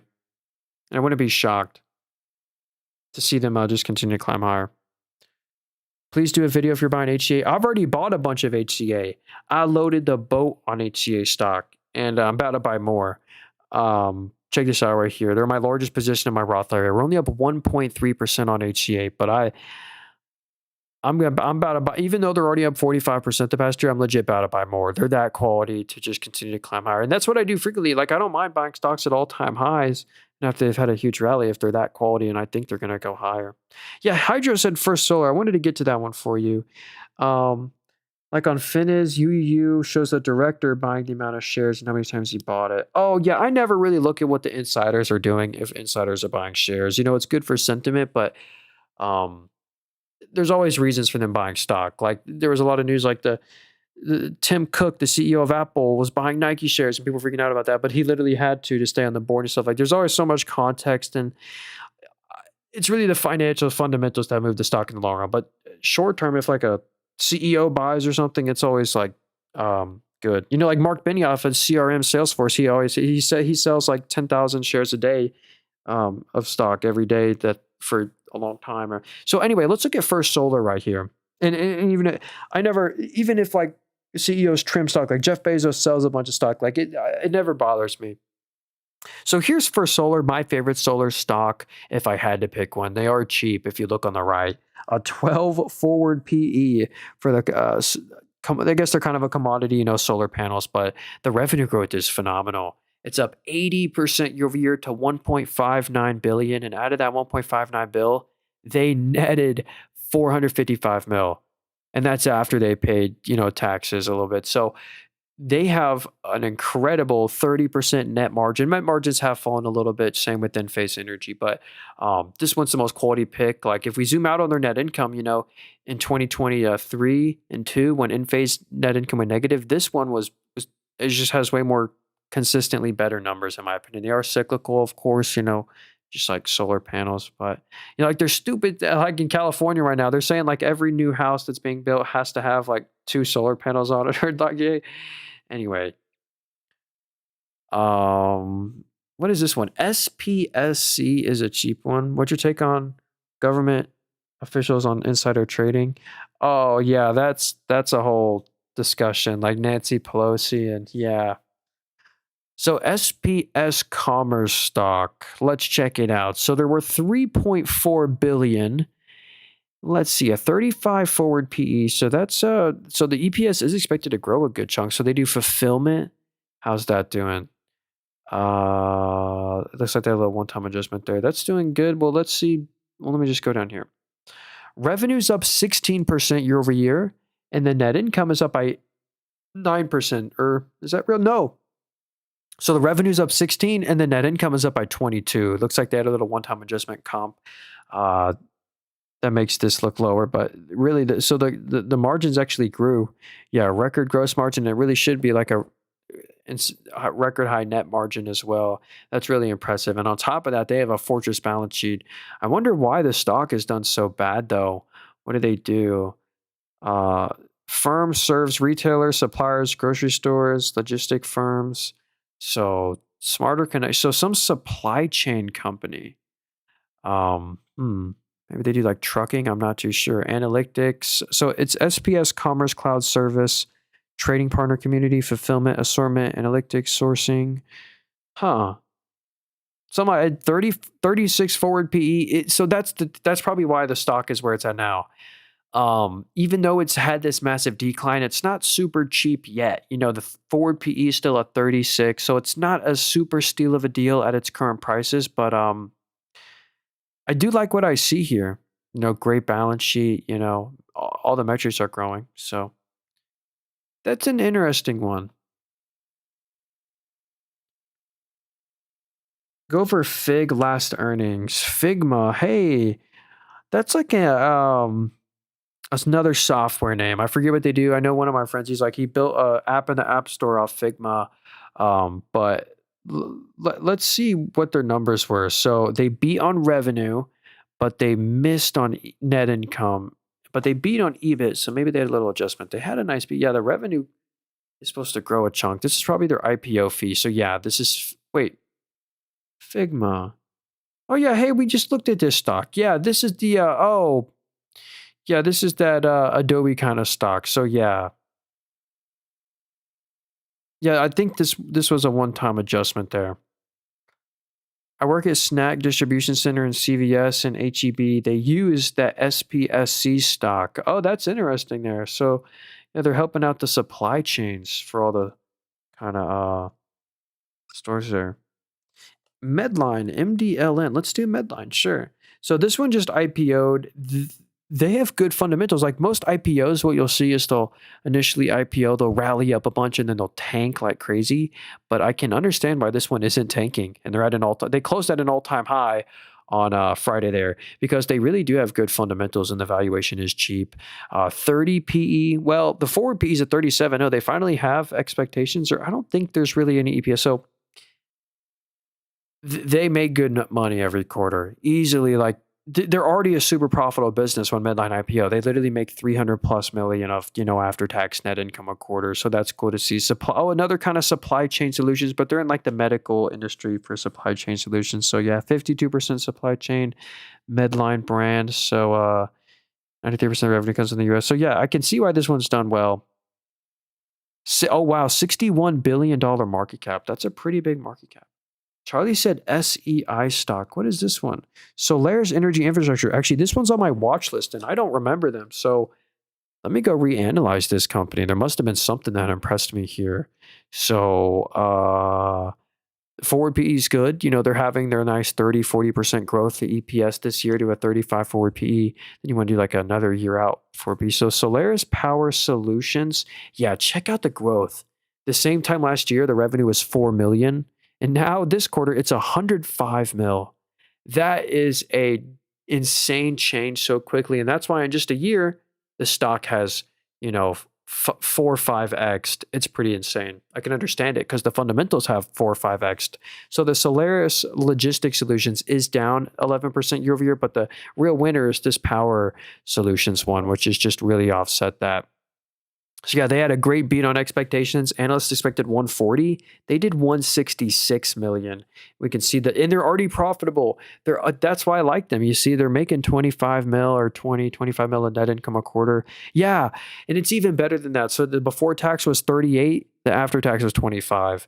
That trend is so good. So it's really, you're watching that Power Solutions business right here. Speaking of the word Power Solutions, another kind of company I like is called Power Solutions right here. PSIX.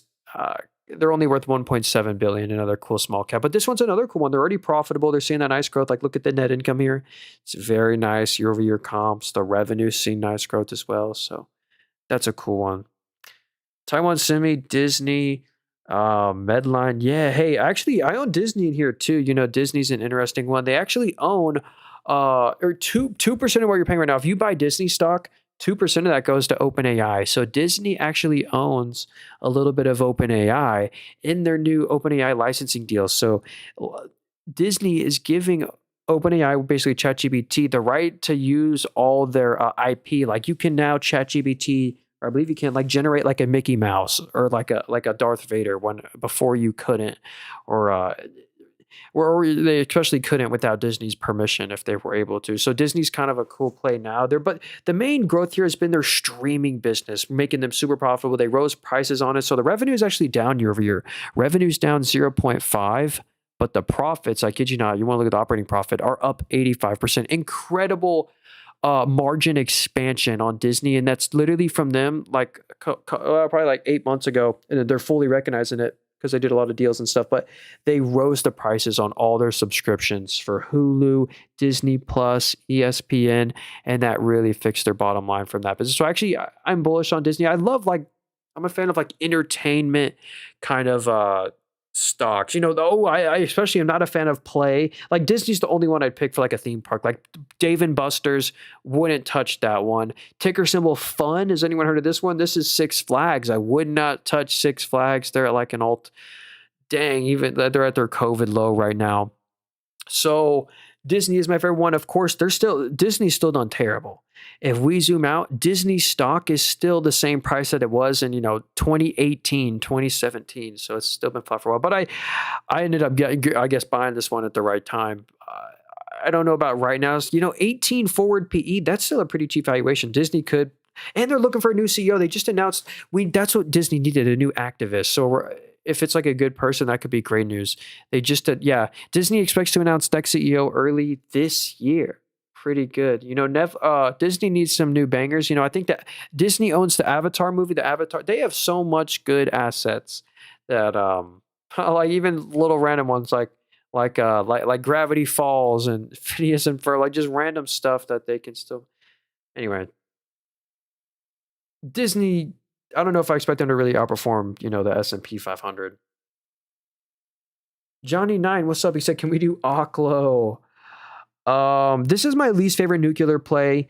If I had to pick a nuclear stock to just diamond hand, buy and hold for the next couple of years, Oklo would be at the bottom of my list. Sadly, they're not just because they're a startup right now. They have no revenue at all. They're supposed to have revenue in 2030, so very far away from any sort of revenue. So if we go to the revenue right now, we click on revenue, it says no data because they've never sold anything. They're trying to make these SMRs, these small modular reactors. And if you didn't know, there's only two working small modular reactors in the world, and neither of them are in the U.S. It's like still the technology is still so far away, and I think the momentum is going to fade on this one, or it won't be sustained if like we have another little big rally on Oklo.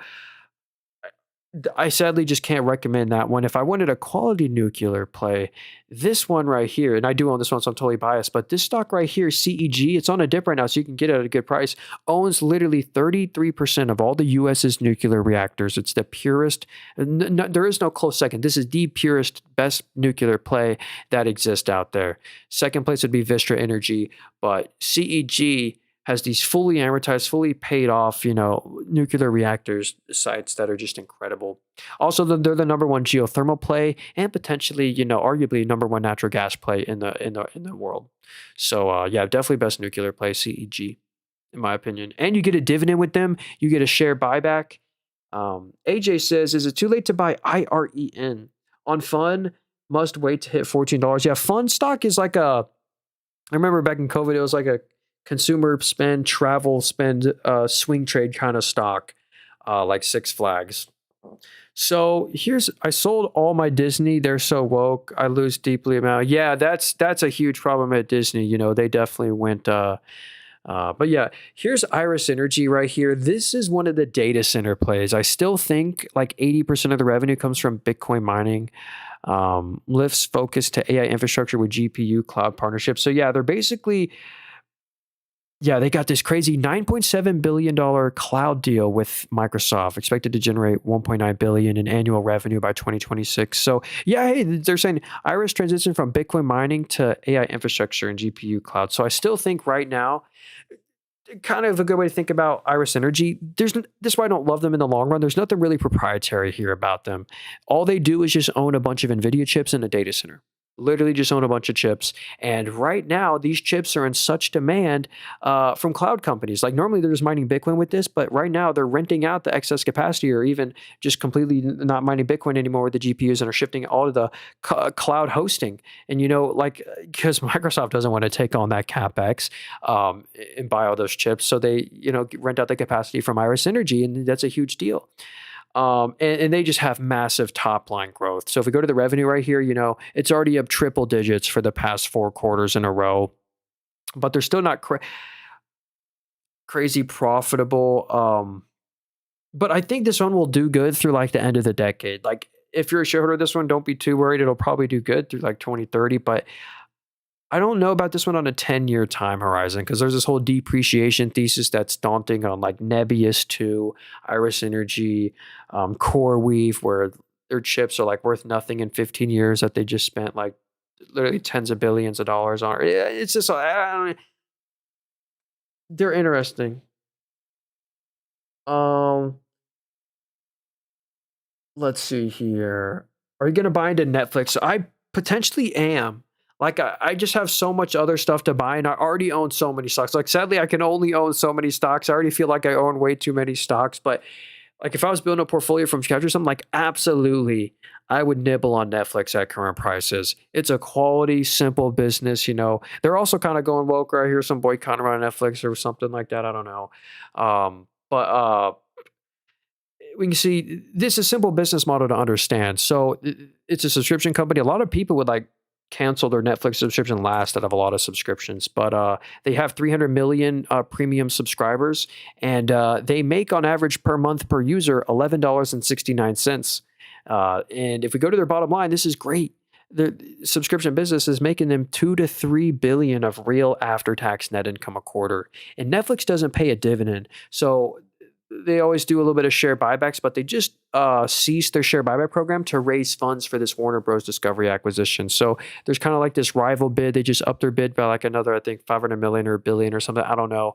But they're trying to buy Warner Bros. Discovery, and Paramount Skydance is bidding 100 billion or something. Netflix is bidding 82 billion, and it's already decreative to the EPS. And the more they have to bid and pay more, it's even more decreative to the EPS. But Netflix really wants this asset, and either way, if they acquire it or don't acquire it, it doesn't matter. That I still think that like or in both scenarios, the stock is still a pretty good deal. Not a steal of a deal. Like if I wanted this as 5% of my portfolio, I definitely wouldn't make it 5% at current prices, but I'd probably make it like 1%. Like go ahead and make it that like small little percent. I really do like Netflix. But yeah, that whole acquisition thing is certainly not great for their current sentiment and PE ratio. Lots of nuclear stocks to get into, still so much room to run. Yeah, Mason, I agree. Let's see here. Oh, Cameco. This is my favorite uranium play. If I had to pick a uranium stock, this is the most quality one of all time. But the sad part is it's like Palantir type expensive where you just can't buy it, even if you wanted to. I just can't buy it at current prices. It's way too expensive. They're a Canadian company. Basically, they've purely benefited from the new rule where we're no longer buying our uranium from Russia and China. We're getting it from Canada and from the US a little, but it's been to the pure beneficiary of Cameco. I like this one because they have a dividend, they do a bit of buybacks, they have the most consistent net income, they're the most quality, but they're the most expensive. They're 77 forward PE, but yeah, they just their revenue is short term hurting because they can no longer sell anything to China. The China sales are now zero, but that's all priced in at this point. Oklo, if I was going to buy Oklo, it scared me. Yeah, Oklo, because there's no fundamentals to give you hope, or at least for years to come. So Oklo is a swing trade stock, in my opinion. It'll probably follow the sentiment of all the nuclear names and probably do good, but not one I trust with shares just a dime in hand. You know what I mean? Um, you're talking about Oklo and didn't finish your comment. Yeah, I sometimes just forget what I was gonna say. Yeah. So AJ said LPTH. That's LightPath. This is a one I've put on my watch list recently. Wait, LPTH. Okay, LPTH. I cannot type. Well, my Wi-Fi wants to be an issue again. I might have to reset the app real quick because my Wi-Fi is being fine. It's just glitching right now. Yeah, so I've had this app open nonstop for 2 hours. Maybe it's glitching a little. So yeah, LightPath, they're down 13%, but it needs that kind of healthy RSI retrace because it's already had such a monster rally. It's a small one, even still, it's a very small market cap. If you look in the top right there, this whole entire company is only worth $660 million. But that's also maybe a good thing in some people's eyes. Like they're only worth 600 million. They could easily double and triple if the fundamentals, align. Like it's not like Nvidia, where Nvidia's worth 4 trillion. For you to double your money, they have to be worth 8 trillion. It's just a harder law of large numbers double. But let's see here's what LightPath does. Assemblies in modules. So check out the growth again. They're only worth 600 million and these numbers are small, but that's why. The revenue is only 5.8 million, but it's a insane increase. It's the highest on the whole screen. So I love that that's at a record there. Their next business right here, infrared components, that's up 63% year over year. Visible components, that's up 16% year over year, also to the highest on the screen, 3.8 million, very small numbers here, but that's beat expectations. Analysts expected 12.6, they did 15. So that's what, as long as they keep up that kind of top line growth, yeah, 80% year over year growth. If they keep this up, maybe do 20 to 25 million of revenue a quarter, it's 100 million of a year of revenue. The market cap 600 mils, 6x sales, and well, they're losing a couple mil a quarter, so we definitely want to see them start to narrow their losses. The losses aren't narrowing; they're slightly, or actually, they did an operating profit. But they're not losing much, and as long as they keep beating on expectations like this, the momentum will probably continue. That's why the momentum has been so well, because the business is growing, beating expectations this quarter. But you still want to keep the allocation that one very small allocation. Um. Ooh. Let me. Ooh. There's so many good ones here. I see Zillow. We'll get to T-Mobile after this. T-Mobile is a phenomenal steal of a deal. I'd love to go over their fundamentals. Maybe it's one of the last stocks we look at. If you guys wanted to follow button, we stream every day. I sell nothing. I have no course book. I don't coach. I literally sell nothing. I'll never follow you or DM you. So watch out for people impersonating me. Just wanted to give my opinion. And we're so close to 10,000 subscribers. I literally think we're like 20 subscribers away. So if you wanted to help me out, we're literally 20 subs away on my YouTube channel called Nathan Robert. Link to my bio. Just type in YouTube Nathan Robert. The stream's on there too. You can replay it. The very beginning of the stream was phenomenal. We deep dive into some great dividend stocks. But here's SAIA. They're worth $9.4 billion. Let's see here. What are they? Yeah, so the current PE is a 33. And the forward PE is a 34. So there's no EPS growth really expected here. Maybe that's why the stock has kind of been flat for a while. So there's no EPS growth. Well, they had a massive beat this quarter. Hey, no way. Shout out to Tangrika. That was really cool, the hand heart. I really do appreciate that, Tangrika. If you have a last stock you want me to look at, let me know. We'll definitely check that out. Thanks so much for that gift. But this quarter was a great beat specifically. They beat on revenue, beat on EPS massively, and beat on EBIT. So it really was a triple beat quarter. But even though that still beat triple beat expectations, these still isn't great. I can now kind of see why the stock has kind of been flat for a couple years, 2 years, because the revenue is negative year over year. So they kind of lost the growth. Sales are down negative 0.3, and the net income is down by 7%. So that actually means the revenue's falling, the margins are falling too. So their net margin went from 11 to 10. It's just not a great sign, but they're still making good money every quarter, like 50 to 80 mil of net income a quarter. So they're definitely not anywhere near bankruptcy or anything like that. But I can start to understand why the stock is, the same price that it was in 2023, because really the same price that it was in 2021. The growth is slowed, and we really want to see the growth come back. But they did beat on expectations, which is good. Do they pay a dividend? And here's the thing. Even on this dip that they have, even on the kind of this dip from all-time highs, they're still not cheap exactly. Because if we go to the forward PE again, it was a 34. So I know a lot of companies at a lower forward PE that I'd pay. Like that makes Dave look like a steal. Let's do actually, that makes T-Mobile look like a steal. Let's check out T-Mobile. This is a quality stock, but it's on a dip right now. If I was a shareholder, I would not be selling. And I'd like a small dollar cost average in T-Mobile. They're so shareholder friendly. They're a significantly better buy than Visa or not Visa, Verizon or AT&T in my opinion. This is my favorite cell carrier kind of name here. Have anyone seen those Mint Mobile ads? I think they're genius with Ryan Reynolds. But yeah, the valuation, they trade at 17 PE. A 17.5 forward PE, that's very fair. If we go to the revenue, it's single digit growth, but it's up 9% year over year. Profits, it says it's negative 10% year over year. It didn't actually fall 10%. It was actually slightly green year over year. It was just from a one-time adjustment they had 4 quarters ago. It makes the comp look negative. But the actual profits were green year over year. But they're easily making, if we average it out here, let's just give them the benefit of the doubt. They make $3 billion of net income a quarter. Even more cash flow. Whoa. But let's not look at free cash flow. So they're making $3 billion net income a quarter. They pay a dividend. The dividend only costs $980 million. So since they have so much leftover money, the best part about T-Mobile, in my opinion, why I love them for real, is the share buybacks at the top. They do 2.5 to like $4 billion of buybacks a quarter. And that's just so great for the stock in the long run. And they already have a good yield, a 1.9% dividend, so a 2% dividend yield. And then they've bought back, let's see, so the net income's down 11, but the net income per share is only down by 7. So they bought back 4% of all the shares on top of a 2% dividend. I love T-Mobile. And they're investing in the future. They have a partnership with, what's that called? Starlink. And I remember their last Super Bowl ad. Hey, the Super Bowl's coming up. I remember.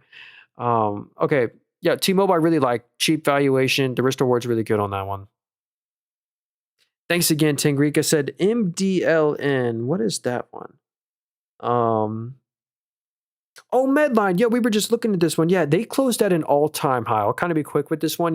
Usually when a stock IPOs, they like go up a bunch and then tank like 80%, like a Webull or Figma right now. But I can totally understand why this one hit an all-time high and has been doing good since its IPOs, because when they IPO'd, they were already a great company that prints money. Like here's their net income. They're easily making $300 million net income a quarter. Great margins. They don't pay a dividend, which is cool. But yeah, they're in like the medical instruments, medical device industry, supply chain solutions, Medline brand. So they just IPO'd sadly, so there's not too much data we can look at here and compare. But revenue's up 11%, and they make 300 mil a quarter. So yeah, pretty interesting IPO there with quality numbers. HWM. What's HWM? Oh, Helmet Aerospace. Yo, I do love the aerospace names right now. So yeah, crazy stock price appreciation since 2019. Congrats if you're a shareholder of this one.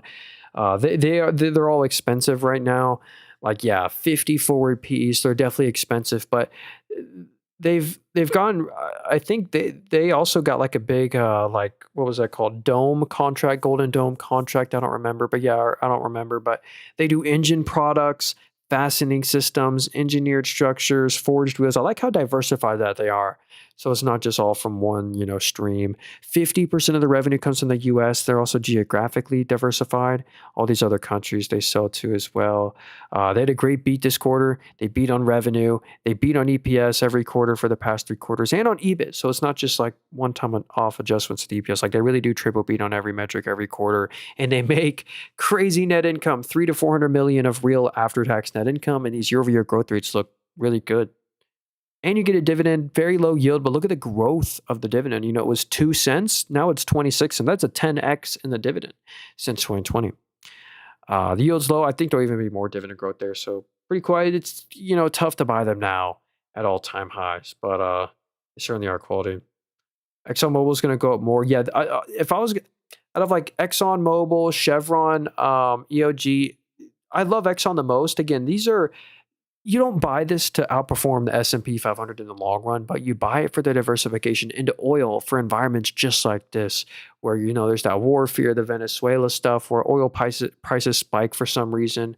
Maybe Russia takes off a supply chain or what OPEC cancels, anyway, all that news. And in the because this will never outperform the tech heavy S&P, but what you do get in the meantime, while you just hold, you own it for the diversification as a small part of your portfolio, the safe haven, and you get a 3% yield in the meantime. Just get 3% of your money back in a dividend every year. 19 forward PE. I wouldn't buy ExxonMobil at its current prices, but yeah, they've done phenomenal. Same with like Chevron. MUSA's done pretty good. This is my oil and gas play. They have a super low dividend yield and a crazy amount of buybacks, and that's my favorite part about it. So anyway, that was the stream. I hope you guys have a great rest of your day. Make sure you hit the follow button. We're so close to 10,000 subscribers on YouTube, so if you want to help me out, hit the subscribe button on YouTube, and hit the like button too if you haven't already, and I'll see you soon. We're doing 2 3-hour live streams tomorrow. So yes, sir. If TikTok doesn't keep, every time I mention that, I get the note. I'm removed from the For You page eligibility every time I mention that. So I have to stop doing that every stream at the beginning and kind of wait. But anyway, thanks for being here. And thank you everyone on the YouTube stream the most. Johnny, Jacob, what are your overall returns over 2025? Well, hey, actually, since we're still here, I just ended the TikTok stream where I can show you my returns year to date. I love being fully transparent. Year to date, we're actually up 13% in this portfolio, return money weighted. The S&P 500 is up 1% year to date. Our Robinhood portfolio is up 0.98% year to date, 8% the past year. And then our Webull portfolio, I don't know how to check the year to date here, but here's our open profit and loss all time. We definitely have underperformed in here, but we're up 17% all time in here. But anyway, see you soon. I'm about to actually do a stock portfolio update. I want to do something cool for like